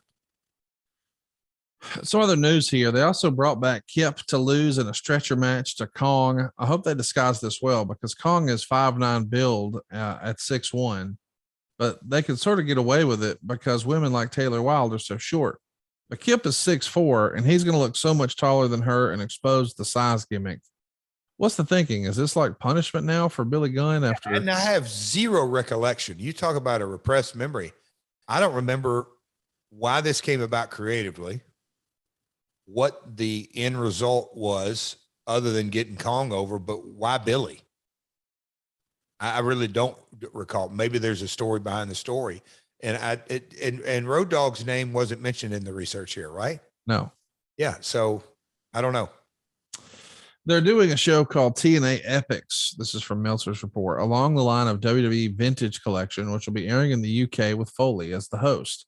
The show will air old stuff, including the original pay-per-view events from Nashville. It'll air on Bravo in the UK at 10 p.m. on Friday night, starting the 15th, which means it goes head-to-head with the first airing of SmackDown on Sky. Bravo airs both the Impact show as well as the monthly specials that are pay-per-views here in the US. They're pushing that Hulk Hogan, Randy Savage, Roddy Piper, Tito Ortiz, and Ken Shamrock will be among the stars appearing on the show. We don't really spend a lot of time talking about international deals, but once upon a time where maybe it was a little more challenging to get sort of the product to catch on here in the States, you did not always have that problem internationally, did you? Not at all. And man, this put a smile onto my face when, you know, just the title TNA Epics, and knowing that at this point we're, you know, right at the 7-year mark. So we had a, you know, not a massive library, but certainly we had a pretty deep library. And with Mick and his ability to host products and be the face of a, you know, shoulder programming, and we can monetize it with very little hard cost, soft cost, you know, Sully and his team and the edits and the international folks, but hard cost, it's something that it helps the ROI in year-end financials tremendously, because not hard to produce, but it is a television show that we can monetize around the globe. And that was something that was obviously very, very appealing to Dallas and the Carters and Dean. And, you know, and, you know, you look at a guy like Mick Foley and you sign him to a deal and you X amount of dates and how you do this, it just, that's something that mixed value to the roster. You couldn't put a number on it on a per episode, because his brand and everything that went with it and his ability to do these kind of shows. So there's some other stuff in the Observer. Lashley didn't sign a contract last week and wasn't brought. Yeah. Did we skip over what TNA Epics was? No, I touched on it, that it was the old shows. Okay, go ahead. Meltzer would say Lashley didn't sign a contract last week and was brought to TV. So unless he signs, they bring him to Nashville to cut promos to insert. He won't be on TV until the pay-per-view at the earliest, which is 2 days after his next fight. The company decided they weren't going to use him on television until he signed, because that's not good business. Think about that for a second. So now they started a couple weeks storyline, which was dropped cold over the next 3 weeks of TV and may go nowhere. He said they were busy trying to work out schedule issues, and he said he'd be doing more than 4 days a month with TNA, but wouldn't do any pro wrestling matches within a few weeks of fights because of the injury risk. So listen, I understand we're not going to put him on TV till he's on paper, but you've already done it at this point and you've already started. And I know this feels like a shame on you, shame on me deal, but talk me through this. Yeah. It's one of those deals that, from a creative perspective, yes, write him in TV. And this is what we heard from Dixie and Dean. Yes, go ahead and write him. We've got the deal done. And it wasn't done. Now, there wasn't any animosity. There wasn't any real sticking points, but Bobby and team had not signed, and we had been given the green light. And then all of a sudden we find out he's not signed. And matter of fact, he's got a fight coming up. And so he can't commit on certain dates, this and that. So, I guess the best phrase was, hey fellas, let's bump the brakes on this right now. Let's talk about the other note from the Observer here. Funny weekend house show story. Backstage before the show, they have a lineup sheet posted of all the matches. They put a star next to whoever's going over that night. And at the bottom of the sheet, even though they use the same symbols every night, there's a note that reads star equals winner. Anyway, over the weekend, someone put a plus next to the name of the losers. And on one sheet at the bottom, it read plus equals jobber. On another sheet at the bottom, it read plus equals look good, good attitude, not tonight. And on the final sheet, it said plus equals see Kip James. So I don't know that you ever listen. I know there used to be little formulas where like, hey, they always list the winner first, or they underline the winner, or whatever. But the idea that you put a star next to it or an asterisk, then you go down to the bottom and you explain it, that sort of is like, well, either you know or you don't want to have a spoiler in your hand. It's supposed to be some sort of code, you would think. But then to just write, well, this means jobber, it's like, that's not really wrestler terminology. That's fan terminology. Good look, good attitude, not tonight feels like something Jeff Jarrett would say to a guy. I want to encourage you, but tonight's not the night. And then the last one, boy, that's just mean spirited. See Kip James. What can you tell us about this? I was not on these live events. To my record, does research give us who's on these live events? I don't believe so. I wish we would have been provided that. But I'll just say this: boys will be boys on live events and having a little fun. So I'm sure it probably started on night 1, and by night 3, it got into the whole, or maybe it started like at 5 o'clock in the afternoon, and by 8:30 or 9, all the addendums went to the sheet. But I can't imagine that the office started with, deciphering the code at the bottom of the live event. When people arrive, guys arrive at the building, all they really want to know is where's catering, where's coffee, and what number am I on tonight. That's pretty much the drill. Who's winning and losing and all that kind of stuff. That can be done in a 30-second conversation. So, yeah, I don't know who posted it. I don't know who pulled the rib. I don't recall any more of that, but it is fun to read. Live event or house show ribs, those ones that are really just so simple and no harm, no foul, but it's almost like it passes the time. It's, it's college frat housing. Yeah, it's fun stuff. Yeah. Meltzer says the next show was pretty weird. All I can say is this was one weird show. Almost the whole show was designed to be cute, with the major impact being built up around a Mick Foley attack on Jeff Jarrett taped at the old Nashville fairgrounds, which led to Jarrett beating or putting up his stock or voting power or something in TNA to get into the ultimate sacrifice match. The show was built around Foley and Jarrett with the tapes of 2 days in the life of Jarrett in Nashville. And Foley said Jarrett wasn't at the tapings for the first time ever, not backstage helping or in front of the cameras. They worked hard trying to make Jarrett into a family man babyface, showing him hanging out with his daughters all day, picking them up from school, taking them to different after school activities. His youngest daughter came off real cute on TV, but the problem is the context of Impact is so goofy that doing something real now seems out of place. To make it work, you'd almost have to revamp things for a few weeks. I mean, they proved last year you can draw with it if you do it right, but they don't have the confidence or discipline for it. In the end, no matter what they do long term, people are just not into that, just not that into Jarrett as a baby face. A lot to unpack here. Let me start backwards though. Long term, I think I probably agree with that. Most people consider you a heel rather than a baby face, right? I hated Jeff Jarrett. I got a couple of comments this past weekend on that. Almost verbatim. Hey man, love your podcast. You and Conrad had a lot of fun. But can I tell you something? Yeah, let me hear it. And I know what's coming now. I know exactly what's coming.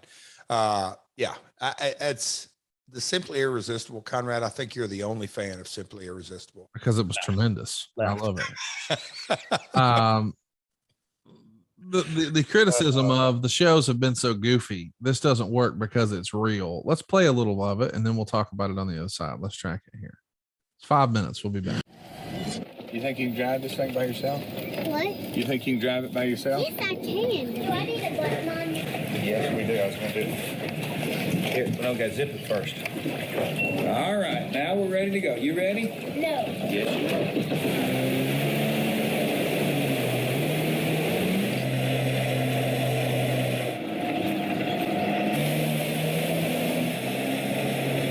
fun? That didn't sound very convincing. You ready for dance? No. Yes, you are. Who's the best dancer in the family? Me. Me? You? I thought I was. We got wet, didn't we? Did you like that? Jocelyn used to love that. When we would go over the big waves. They weren't too big of waves today. We got to go get the sisters at school. You think there's going to be a long line today? Oh, yes. Oh, it drives you crazy. Every time I'm like, What's that about? We didn't check the mail? Are you going to get it for me? oh, sure. Hold on. Let me stop. Mail. Oh, boy. What? Let's say that. Jeff. Okay. All So right. that's mine. Oh, well, that's yours here. You got a magazine, huh? You got a recital this week. Not a recital this weekend. You got a dance competition, right? Yeah. Yeah. The recital's not till June. Did you know that? Oh, don't give me that look. Oh, in June, and we get our dog, too. I get the dog. Yes. Now we got to go get the girls from school, dance, piano, and basketball. A good old Wednesday afternoon in the Jarrett household. Not like Mick Foley going to a stinking diner up north. Bless his heart. He doesn't really know what living is, does he?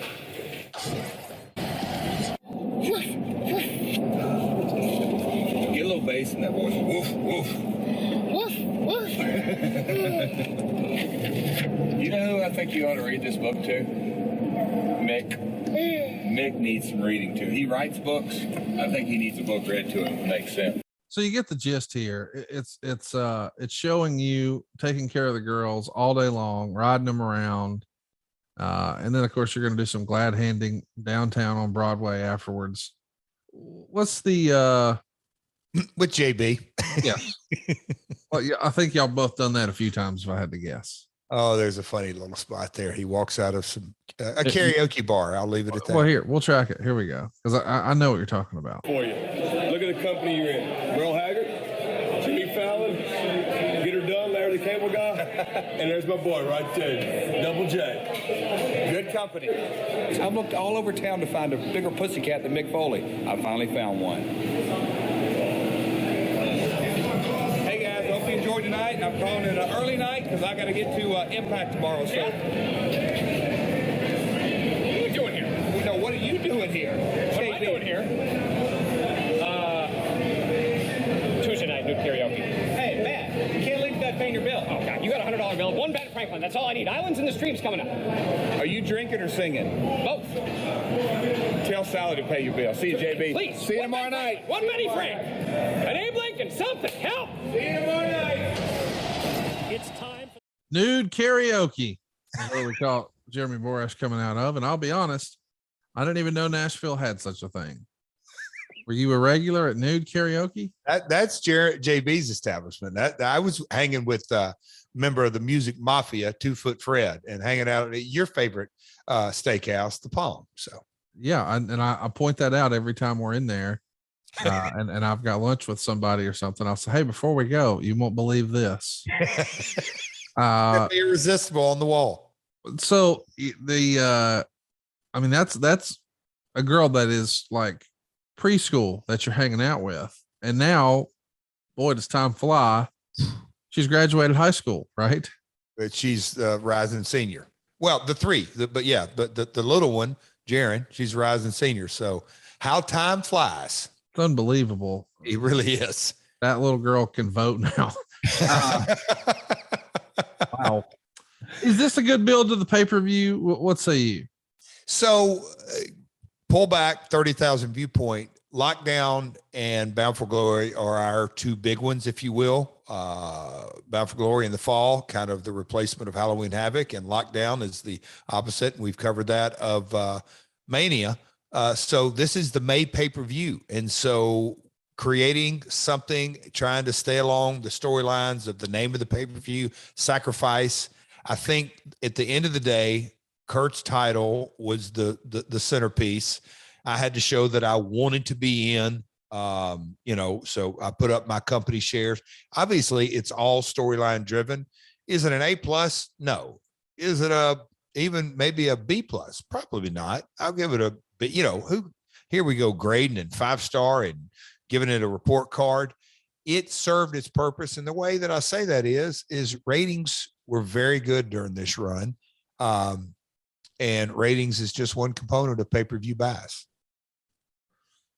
So Meltzer would say this, the new Don West role is patterned almost completely after Bobby Heenan. What's impressive about West, and I don't think he ever saw much of Heenan or studied him, but Mike Tenay was Heenan's best friend in WCW. So he knows how to work with Heenan and how to make him shine. The West situation is interesting because nobody knows what his future is. The expectation is that Taz is coming in for a short-term role as Joe's mentor and will eventually become a manager. And people don't know if that means a 3-man booth or how it affects West. Most likely Taz would not replace Tenay since Tenay plays a different role. Is this where you saw Don West maybe trying to go once upon a time, be a Bobby Heenan? And did you think eventually his job might be in jeopardy because Taz was coming in? So the maneuvering, I love Taz as a talent, or I thought that would where he would serve TNA the very best, not in the booth, because moving Taz over into that slot, not having to do anything with Taz's skills, then all of a sudden half our team is a WWE announced booth. And we had been far enough away from WCW, and Mike had been with us from the beginning. So Taz, as a talent, and especially with Joe, worked. Mike Tenay and Don West, I thought really worked because it was different. It wasn't Lawler and JR and everybody that I just kind of went through. So, but the maneuverings behind the scenes and behind my back, candidly, with Vince and Dixie and others, they had really started sinking their teeth in. They were moving Don out. I said, okay, Don, let's roll with this. We can always switch you back babyface. I didn't really see him as a Heenan type deal. What I wanted to do is Conrad, if you roll up at the Boot, say on a Thursday afternoon, 5:30, and Alabama's got a big game on Saturday, and they're favored by 2.5, and in comes this Auburn fan who's just kind of an asshole. Yep. Is a know-it-all, and he wants to give you the history from the last 30 years, and he's a know-it-all on why they're going to win this Saturday. Finally, you kind of had enough of this sports fan just saying, shut up, you're not as smart as you think you are. That's the role that I kind of pitched to Don. I said, Don, I don't like it, but if we're going with it and the powers that be want it, be the sports fan that you despise. And he goes, I got it. I got it. I can do that, because Don is a sports guy. He's a trivia guru. But that's kind of the role that, instead of being the cheer and enthusiastic, just be the asshole sports fan. And Mike Tenay, not his first job, but before he became a wrestling announcer, he's a sports guy and can tell you lines and knows point, counterpoint. And those two guys in a room talking about any kind of sport, you give one guy one point, one guy the other point, they're going to be very entertaining in their discussion. That's the role that I saw it headed. So chat me up about Slammiversary. Tickets go on sale for this Slammiversary 09 show. It's going to be at the Palace of Auburn Hills. This is a building that holds 23,000 people. This is a huge shift in the way TNA has approached stuff like this. Why the Palace of Auburn Hills? First off, the Palace of Auburn Hills is where, in a lot of ways, Slapnuts was blossomed. The old sign in Nitro, there was 8-9 guys up there with Slapnut signs, and I got called in to standards and practices at the Palace. And Jeff, what does this mean? But anyway, that's another story. The Plymouth, Michigan, which is, west of Detroit. So we're going back into the Detroit market. And I would assume, don't recall specifics, is we couldn't get that venue. So we wanted to stay in Detroit because we could sell tickets there. And the Palace was probably giving us an incredible deal. But my God, Conrad, it's a huge building. That almost doesn't do it justice. It's one of those. It's Madison Square Garden size. And you guys have been running a soundstage. It's like, what? Yes. What? Yes. Yes. So this is the go home show now, and they're trying something different here, Meltzer would say, as he's trying to recap it. But the big gist is the stuff with you and Foley. Foley wanted Jeff to put up his voting shares in the company. What was amazing is they showed the crowd and everyone was screaming no, that they didn't want Jeff to do it. But after some more insults, when he did, the same crowd popped for it. Well, better than ignoring it. Speaking of ignoring, in December, Jeff had given up his backstage power to Foley when he said he was returning to wrestle. So you have your father being brought up in a storyline during this time when you're not really talking to him all that much. Is that risky? So Foley said he went to Nashville to talk things out, but seeing the building caused him to go crazy and remind him how much he hated Jeff and Jeff's father. And Meltzer would say the father thing worked because luckily nobody in the crowd knows Jeff and his father haven't talked in years, ever since Jerry completely embarrassed Jeff by going to the WWE headquarters with Kozlov and having it put on the WWE website, which caused people in TNA to think that Jerry was negotiating for Jeff to leave. And it cost Jeff a lot of trust in the company short term. So that's the reason it happened, and the reason maybe you guys weren't speaking anymore. And we'll talk about all that another time, but it is a big move here. We're showing your kids on TV, and now we're talking about your dad. Feels like that would have been a no-fly zone.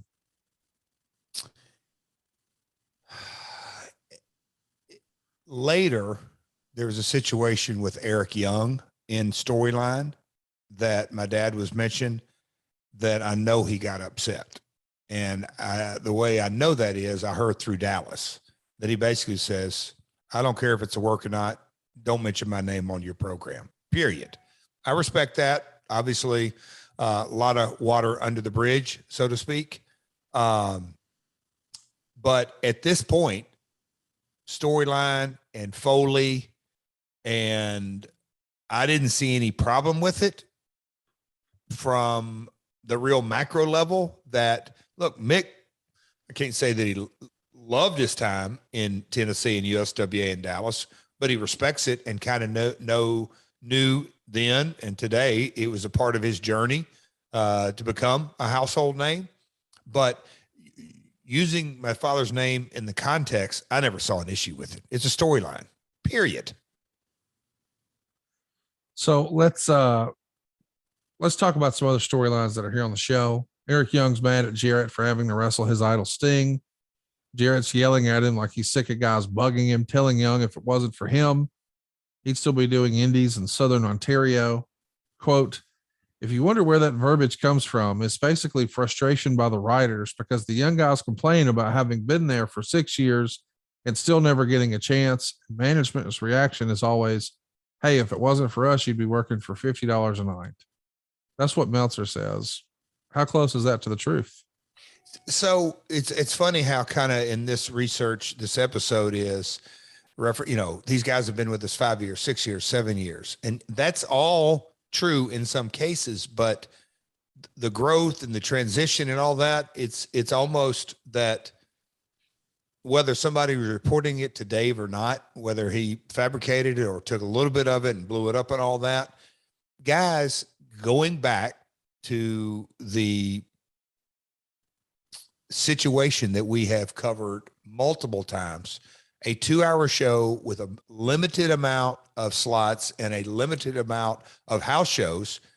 At the end of the day, guys want to pay their bills. And I never, ever faulted anybody for that. But the damn juggling act that we played and couldn't write checks just to make everybody happy. It was a constant battle, period. And so whether it was a guy like, but Eric definitely wasn't one of them that would bitch and moan. Did he want more work? Yes. Did he vocalize it? Yes. Did sometimes he would come with, I'm going to hit you with 7 ideas and I hope one sticks because that'll get me on Impact next week? Absolutely. That's all part of growth. But the narrative that the young guys were bitching, and that's what the crutch of creative, I think it's how it was said, not crutch, but creative came up with that. That's kind of editorializing. fiction writing, if you will, that Dave has made millions off of. So they do a contract signing between Awesome Kong and Angelina Love. Eventually, Kong winds up powerbombing Rudy Charles through the table. It was a good segment, but it does make me ask, how excited was Rudy to take a powerbomb through the table? My man, Danny Engler, he's a champ. He's always up for doing what's best for business. Kong being a babyface in this role, and man, I would really have to drill down, but is this peak Beautiful People? Maybe that came later, but Angelina Love in this role was really good. She's a heel, but she's facing Kong, and Kong's power bombing a ref through a table during this. But good old Rudy took him a good old power bomb. Bet he doesn't do that on Friday nights, does he? So Jarrett's going to beat DQ in a short match. Joe is going to keep kicking Jarrett's bad leg, and referee Slick Johnson, who was established as Jeff's buddy last week on TV, kept trying to protect Jarrett until Joe attacked Johnson for the DQ. Styles made the save for Jarrett, and they had a pull apart. Makes sense on the go home show when Styles was wrestling Booker on Sunday, and they are never near each other. Joe was wrestling Nash. Wow. So a lot of criticism here. Ultimately, though, a couple of guys carry out a cardboard cutout of Sylvester Stallone from an early Rocky movie as Rocky Balboa. He says he's even had an old man as a trainer named Mickey, and the guys are holding the cutout, actually pick up the cutout and jab the fist at Foley, who sells it like he's being punched by Terry Funk. And then Foley hulks up and uses a suplex. The Mickey guys cheering for Foley. Foley is going to use a pile driver and the people's elbow, and he nearly trips trying to run the ropes on this thing. And Jarrett comes out and says, I've had enough. I've spent 7 years of my life building this company, and Foley's turning it into a joke. So eventually Sting's involved, Angle's involved. Cardboard cutouts, baby. Trying to sell some pay-per-views. Mick Foley in all his creative glory. It's Mick's way of obviously not doing the standard cookie cutter, if you will, promo. And again, Mick connecting with his audience emotionally in a different route. Does it work for everybody? Maybe, maybe not, but it was damn sure entertaining. I mean, just you rereading it, I just chuckled because I remember him executing it. Well, let's jump into it. We're finally here. Sacrifice went down on the 24th in Orlando. It's a typical TNA pay-per-view, got a hot crowd. I also would say it's good if you like effort from the wrestlers, but it's also frustrating if you like to make much sense or building to something bigger. So the Torch says if you ordered the pay-per-view, you're likely a diehard fan. There were competitive NBA playoff matchups on TNT. It's Memorial Day weekend with many gatherings with friends and family going on. And well, it's TNA. If you watch this show, you can't get too upset with the usual TNA booking ticks, to put it nicely. You order a TNA pay-per-view to see storylines forwarded and convoluted and unconvincing as they are. You watch honest efforts by the hardworking, talented TNA athletes that fill that roster. Good efforts from the wrestler made Sacrifice a more than watchable show in terms of spots, sequences, and athleticism, but the terrible booking dampened the entire show, and it's become the primary story of TNA's current existence. Do you remember feeling that man, we got too good of a roster for this to be our creative? Were you disappointed in the creative, or is this all just something people write? This journey that that you've taken me on in my world, and we've been serious and cut up from time to time, and we've talked on air and off air about TNA LOL and all that. We've gotten granular on business and numbers and all that. But when I kind of sit back and look at the criticism, some absolutely justifiable, I think sometimes to sell newsletters, and other times just because it wasn't their cup of tea, and they're all right to do that. But I think to myself, our business model was 12 pay-per-views a year. Just think if it would have been 2 or 4. Yeah. And this would have been a special or another Impact that we would have built to, or a 3-hour Impact, whatever it may be, what the tone would have been, because at the end of the day, we're writing 52 weeks a year. No, what we're really writing is 52 times 2 is 104 times 3, 36. So we're doing about 140 hours a year. So you're writing 140 hours of content over the year. It's that, hey, we're asking you to buy this. How much does that factor in? I don't know. It's just good fodder, good chatter. But no, I mean, again, creative subjective. And it's not like we walked into a creative room and said, hey, Vince, Dutch, today, let's write the most average shows we possibly can today. Of course not. Of course not. It's just, it wasn't everybody's cup of tea. We start the pay-per-view with a bonus match, which is Jay Lethal and Consequences Creed, who we know as Xavier Woods, teaming up with Eric Young to take on Chris Sabin, Alex Shelley, and Sheik Abdul Bashir. The Observer gave it 3.5 stars. The Torch gave it 2.25 stars. A lot of talented folks here. Would you ever guess that the biggest star of the bunch was going to be Consequences Creed? How about that? And, also, I think there's a pre-show match that we didn't cover because I was went outside. I actually went over to our brother friend Wikipedia. But because I was trying to think of, we were doing live pre-shows in that Impact Zone, man, 08, 09, they came to watch a 3-hour event. There was so much energy in the buildings at that time because we were, anyway, I won't get granular on that, but a lot of fun, but a lot of talent. Bonus match we came out of the gate with.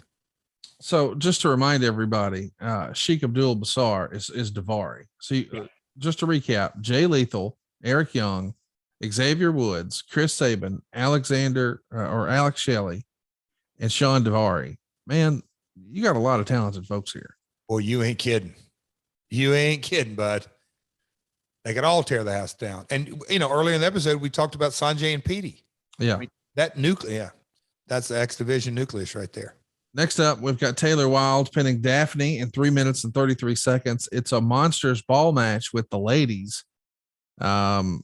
Interesting approach to have to do something like this. The Torch gave it no rating. The Observer gave it 1 star. Of course, Abyss is involved. Dr. Stevie is involved too. That's Stevie Richards. Eventually, Abyss sees that there's some shenanigans going on. He goes crazy, turns on Dr. Stevie, finishes by throwing him onto the thumbtacks. Stevie's wearing a white shirt, so you can see spots of blood coming through the shirt. And quote, I don't know that this is the direction to go, but they do have something to differentiate themselves from WWE. And doing the blood and the thumbtacks is clearly a direction the new WWE isn't going to be going. So I wanted to bring that up because when we're talking about an alternative, I know when you think of an alternative, I can't imagine that what you're thinking is, oh, I got it. Thumbtacks.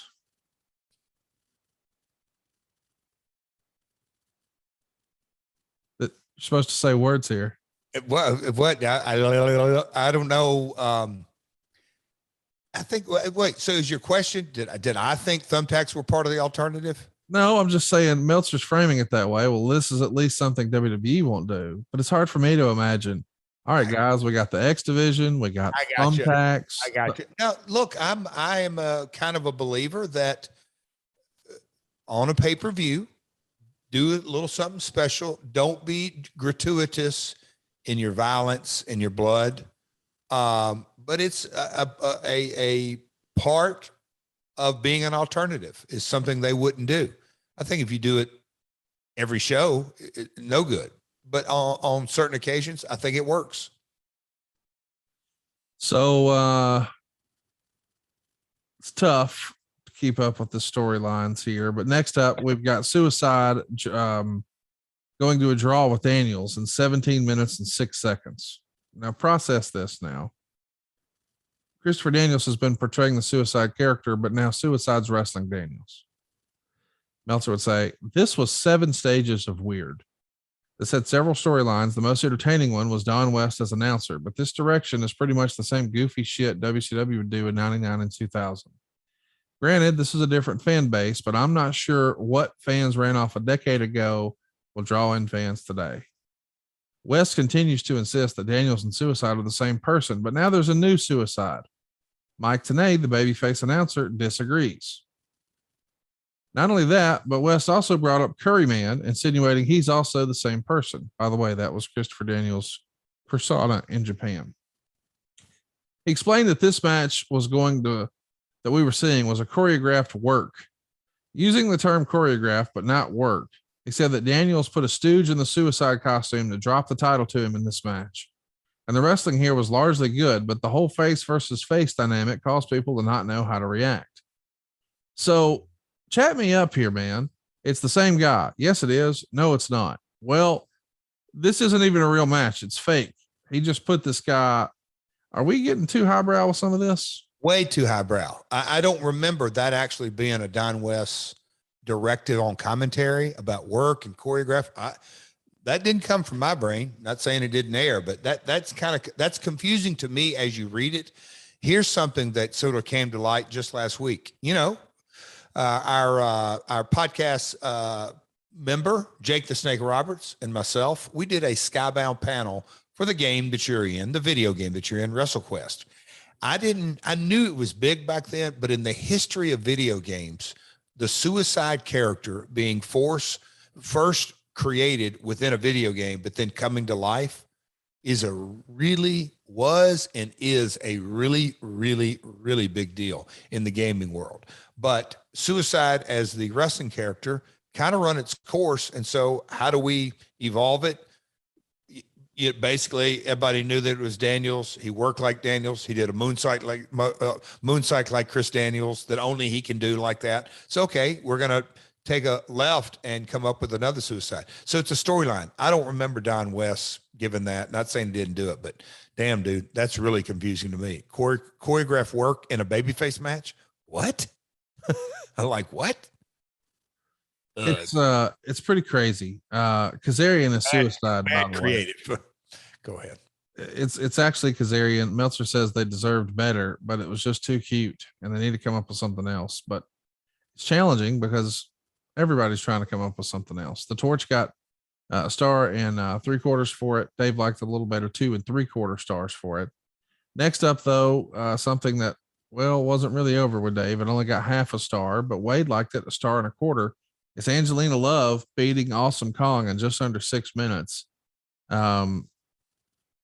You're trying to feature the ladies more. This is, our 5th match on the show, if you count the pre-show match. If you're just on the pay-per-view, this is the 4th match. And this is the 2nd female match. So that's kind of cool. But I just don't think wrestling, maybe for women, was where it is now, at least here in America. Fair to say? Were pushing. We really were. We had success with it.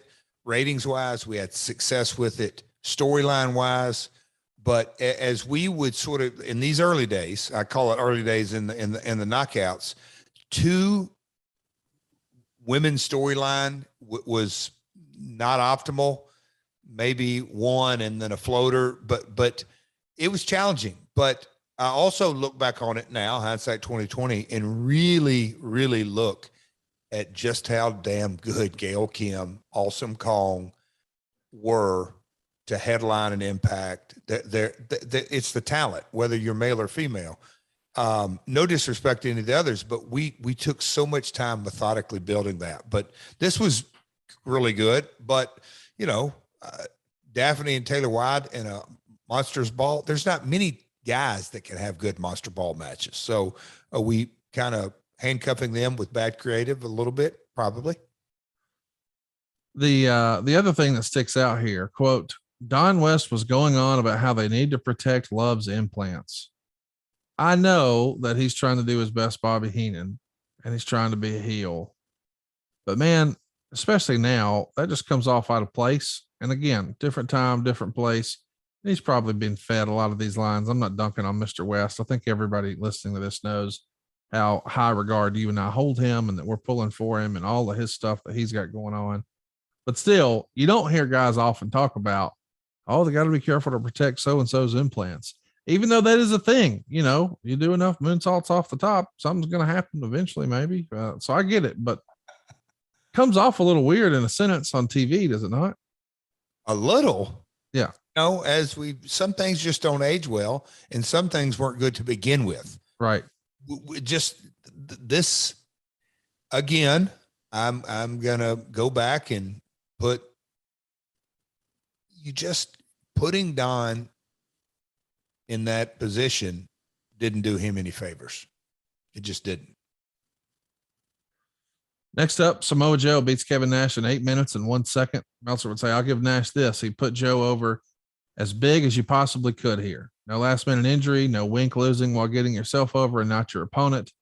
Nash got some offense, but Joe took the majority of the match. Nash bled after a chair shot. The crowd had dueling chants here. One would have expected they would cheer Nash and not care about Joe, giving the booking of late. Joe kicked Nash off the top for a near fall. Joe got the choke on, but Nash made it to the ropes. Nash used a low blow and side slam for a near fall, and Joe used a senton for a near fall, and then put the choke on again, and this time Nash tapped out. After the match, Joe continued to elbow Nash to death on the ground. Security came in to stop him, but Joe laid him out as well. Nash bled, tapped, was beat up after, and laid out in the end. You can't do more than that. Scott Steiner made his only appearance on this show and helping Nash to the back. As far as the match itself, it wasn't too good. 1.25 stars. Wade actually liked it better, 2.5 stars. So listen, there's been lots of criticism from quote unquote smart fans over the years about Nash not wanting to put guys over. He couldn't have done this any stronger here for Joe, could he? Al, a motivated Kevin Nash, it speaks for itself. The Main Event Mafia was rolling ratings wise. Kevin was watching weekly the results, knew that we were headed in the right direction, knew that he just felt Joe needs this. And, Kevin, people want to talk about, oh my God, it gives you a headache thinking about, but look, Kevin, not show business. It's not show friends, it's show business. He always looked at it as a business. And sometimes he rubbed people the wrong way. Never me. I mean, because even on opposite sides of a negotiating table, Kevin came to protect care of Kevin. And that's kind of what you want out of a talent.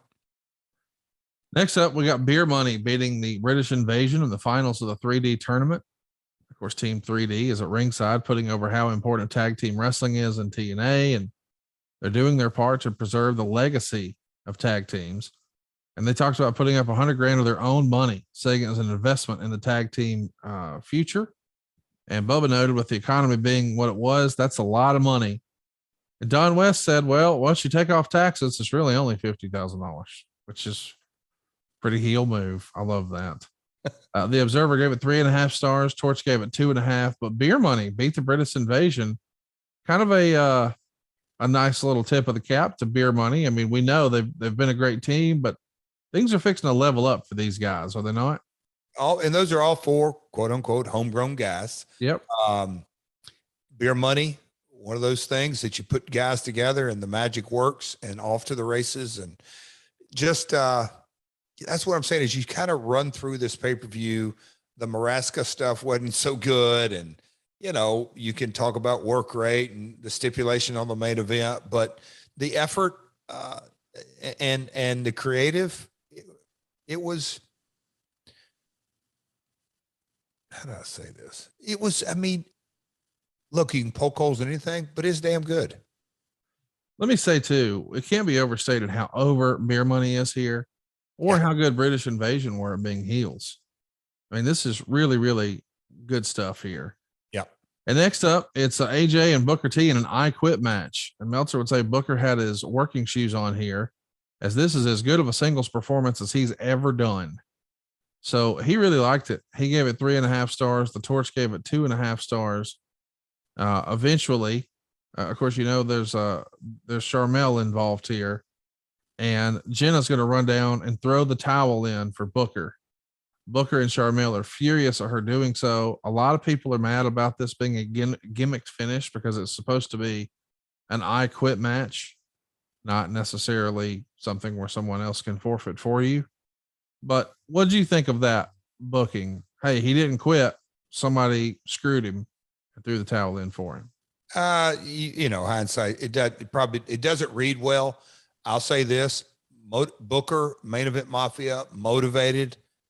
And who just said that? Wade or Dave? That it's as good a single match. I mean, you could just imagine Dave. Okay, the athleticism of AJ and Booker. Go out of your way, as Conrad says, to watch that one. Phenomenal match. Pardon the pun, but just is the finish lame as far as that kind of out. Also, going back to, yes, it's a pay-per-view, but episodically, you just don't want to have Booker screaming, "I quit," at this stage of the storytelling. Next up, we see Sting win a 4-way in 14 minutes and 56 seconds to become the leader of the Main Event Mafia since he pinned Kurt Angle. Also in the match was Mick Foley putting up the TNA title, Jeff Jarrett putting up his voting shares in the company, and Sting saying he would retire if he lost. Meltzer would say the match was mostly good, although there were some rough spots and the heat was in and out. It didn't get the same kind of reaction the prior two matches got. The match wasn't bad, but this is one problem I had regarding logic. Earlier in the show, Sting came into the arena and had a whole bunch of the younger wrestlers were in line shaking his hand, and we were told it showed how much respect these guys have for Sting. Wait a minute. Wasn't the entire reason Sting joined the heel group was because the baby faces showed him no respect? And now Sting is the top baby face.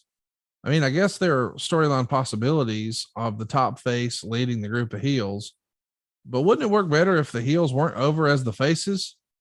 And wasn't the whole idea of Jarrett, Angle, and Sting being in this match that they all wanted to win the title? I could see beating Jarrett in the sense you want voting shares in the company, but nobody except Foley did any promos in that direction. Why would Jarrett, for example, want to pin Sting and make him retire? Or Angle for that matter? Why didn't they all target Foley since the prize was what they were fighting over ultimately?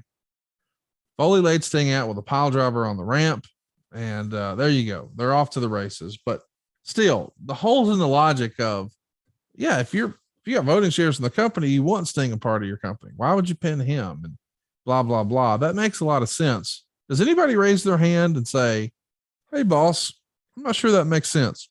Or is it just like, fuck, we got to have something and we don't have anything. Here we go. We'll just throw this at it. If I remember correctly, the name of the pay-per-view Sacrifice. So what would someone sacrifice to get in this? And I was watching some of the research. Preakness was on Saturday. And you think to yourself, well, in the Kentucky Derby, why do they run the race? Because an 80-1 long shot may win. But in reality, when they get through the gates, there's really 1, 2, maybe 3 horses that got a chance to win. And this is probably a stupid analogy, but it rang to me as I'm reading this. Now let me play armchair quarterback and hindsight's 2020. What in the hell were we thinking, Conrad? As you said, I mean, like, does that really, but okay. So if you take it at face value and not double down and it's not your living 24/7. So Jarrett putting his shares up. Okay. What's the most valuable thing to Kurt right now? Oh, the leader of the Main Event Mafia. Okay. Mick's the champion, all the 4 individuals. So you peel the onion back, there's holes in it. I get it. I totally get it. But where we were going episodically was Kurt and Sting butting heads within the Main Event Mafia. That's kind of what served our need and our master. And Sting is that guy that we're going to pull out of the Main Event Mafia as the leader and the veteran and the WCW icon and yada, yada, yada, yada, yada, down that. That's where we were going. But I get the criticism completely. But on the other side, what was each individual going to sacrifice to get in the match? Okie doke. So, as Dutch would say, well, he didn't buy that car. What Wade Lamb wants to know, do you feel the Main Event Mafia was a successful project? It had so much momentum at the end of 2009, but I feel like it just turned out just okay. They pulled the plug on it. Hell yeah, it was successful. Like I said at the top of 2009, from January till September-ish, and then all of a sudden the power play happened, and anything that Jeff touched is fired immediately and out the door and dismantled, and we're going to wrestling, and we're getting rid of the Main Event Mafia, and this guy's going and that guy's going, and we're changing the announce team, and we're changing this and we're changing that. Come 2010, let's throw the six-sided ring out. We're gonna just rebrand the whole company, blah blah blah blah blah blah blah blah blah. But the question, yes, the Main Event Mafia may be the biggest creative success as far as ratings go in the history of the company. A couple more questions here, and then we'll wrap this one up. Bryant wants to know the Legends Championship. What was the purpose of this championship, and was there really ever a reason for it? Sure. You know, what's the golf tour, the seniors? Yeah. Yeah. So the Legends is something that Hall of Famers, vets, that we had a lot of and got criticized. Okay, let's give a title that kind of gives an ode to the veterans of the roster, and we'll go down that route. It also fit that Main Event Mafia style, and they're all former world champions and all that. Again, not to disrespect any title, but it was a prop. Oh boy, not going to get in trouble. But you know, but basically it served as the Hall of Fame championship, the veteran championship in the golfing world, the seniors, all, you know. I don't think you're going to get in any trouble. I mean, everybody knows that the TNA belts were props. True. Yeah. And your 10 pounds of gold. Oh, I'm getting heat there. No, that was a prop. I mean, y'all ruined it. I mean, you know, you held it. The idea that, you know, I know a lot of people were like, you know, there's a lot of hardcore NWA faithful fans these days who just love Nick Aldis, and Lord, we do too, friend of the show. But when Cardona won it, I think we saw a little bit of backlash online from some old school fans who were like, oh my God, Zack Ryder's the NWA world champion. This is embarrassing. And I'm thinking, more embarrassing than when Jeff Jarrett was the NWA. Hey, like, I love Mr. Cardona. Let's just say in a loud and clear voice right now, you were never a horseman. Oh yes. You were never a horseman, and you never really deserved to be NWA world champion. I mean, when you make a list of guys like Harley Race and Terry Funk and Dusty Rhodes and Ric Flair, and you think you belong on that list? Come on, dude. No way. Go be assistant manager. Go put some ladies in figure fours. But NWA world champion, come on, dude. That hurts, Conrad. Next thing you're going to do is you're going to tell me that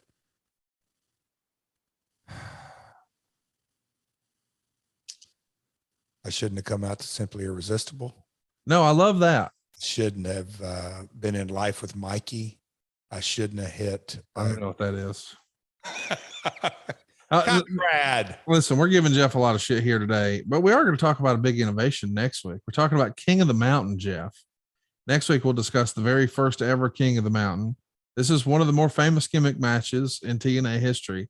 We'll talk about the pay-per-view show it was on. We'll talk about that show and what was going on in the business at the time. And then we'll watch the match in its entirety, which is like nearly 30 minutes. You're going to take on Ron Killings, AJ Styles, Chris Harris, and Raven. We're going to do a watch along? Yeah, next week, right here, baby. Right on. Okay. We're going to discuss who came up with the concept. Was it easy to put the match together? All of that. This whole concept. It's going to happen next week right here on My World. But of course, this Friday, you need to hurry over to RicFlairsLastMatch.com. Pick up your tickets Friday at noon, and then cruise over to Starrcast.com and order some of those meet and greets. They're going on sale this Friday, Jeff. Our first round right now, as you're listening, you can go buy a bracelet, which gives you access to all 10 stage shows, plus the roast of Ric Flair. And there's a whole host of other stuff happening, including a who's who of professional wrestling legends coming to town. You better get your pictures and autograph with them on Saturday, July 30th and Sunday, July 31st. And then, of course, on July 31st, unbelievably, 6:05 p.m., Ric Flair has his last match on a Jim Crockett Promotions card. We're bringing back Jim Crockett Promotions for one night only. This should be a lot of fun, dude. Conrad, question. This would be under a FAQ. Is there a possibility that bracelets, not Ric Flair's last match, but bracelets, platinum, all that will sell out? Do you have a limited, and I know it's a big limit, or maybe it's not, but I mean, can bracelets sell out? I guess they can, right? Because a reason that people were, I don't want the folks in Nashville to say, because that's kind of the wrestling market in Nashville. I'll wait till I get there to buy it. Oh no. Yeah. The wrestling match is going to sell out, but Yes. I suspect that platinum bracelets could be sold out by the time you hear this. I mean, we don't have an infinite supply. These buildings are only so large. And to be clear, this is not the Nashville Fairgrounds that you used to run. This is not the old asylum. They've long since torn that down, building a beautiful soccer stadium. These are brand new facilities. Expo 1 is 46,000 square feet. Expo 3 is 34,000 square feet. Expo 2 is 25,000 square feet. Those are big buildings, but we're only going to be able to hold so many folks. So if you want to make plans to get to Nashville, you want to make plans to see these panels, you need to go pick up a bracelet before it's too late at starrcast.com. That's STARRCAST.com. Real quick. STARR. Oh, there you go. I love that. Yeah. Starrcast. See, go ahead. I want to mention too, you get access to all the meet and greets. You can do just a Saturday pass if you want to, and just do the meet and greets. You can do a Sunday pass and just do the meet and greets. Those are $39 each. If you want a weekend pass and do both days, it's only $59. But for an extra $120, you get to see the roast of Ric Flair and 10 other stage shows. So you're paying like $10 a live show. And these aren't like your, no disrespect, but your local hometown folks. We're flying in stars from all over the world here, like Bret Hart, like Mick Foley, like Kevin Nash, like Ric Flair, like all the horsemen. The Horseman Union in and of itself. And you know the roast of Ric Flair is going to be a star-studded affair. I'm saying all that to say $179 is a hell of a bargain to see all of these stars, to see all of these panels, to see the roast of Ric Flair. And again, stick around because on Sunday, Ric Flair's having his last match, and that will sell out. Be by a computer Friday at noon, RicFlairsLastMatch.com. I can't believe we got to talk about all this. I'm glad we got the plugs in. I'm excited to talk about WrestleQuest. I know that there's some movement on all that next week. Yes, sir. You know, I was just sitting here thinking about Starrcast. It is the names and the ones that you're going to be announcing this week. But when all on the stage shows, I got a question for you. When all the horsemen get on stage, and listen, I'm being serious, Barry and all those guys are standing up there. Do you think Rick or myself will be announced last to bring up on stage? Jeff, I mean, I know we have a lot of fun here on the show, but this is a horseman reunion of like actual horsemen. Who will be announced last? Will I be brought up last or Rick? That's just a fair question. I'll be honest. Some of the folks have given me some criticism online because they say this isn't a horseman reunion without Jeff. You didn't invite Jeff. And I know they're saying that in jest. And I always politely respond. I always politely respond, Jeff. This is just the Jim Crockett era horseman. But in reality, the real answer is, Jeff, these are the actual horsemen. These are the real horsemen. Not the kind of horseman, not the sort of horseman, the horsemen. And they're doing a reunion. It's happening Saturday, July 30th between the roast and Ric Flair's last match. Don't miss it. Pick it up. I love busting your balls, Connie.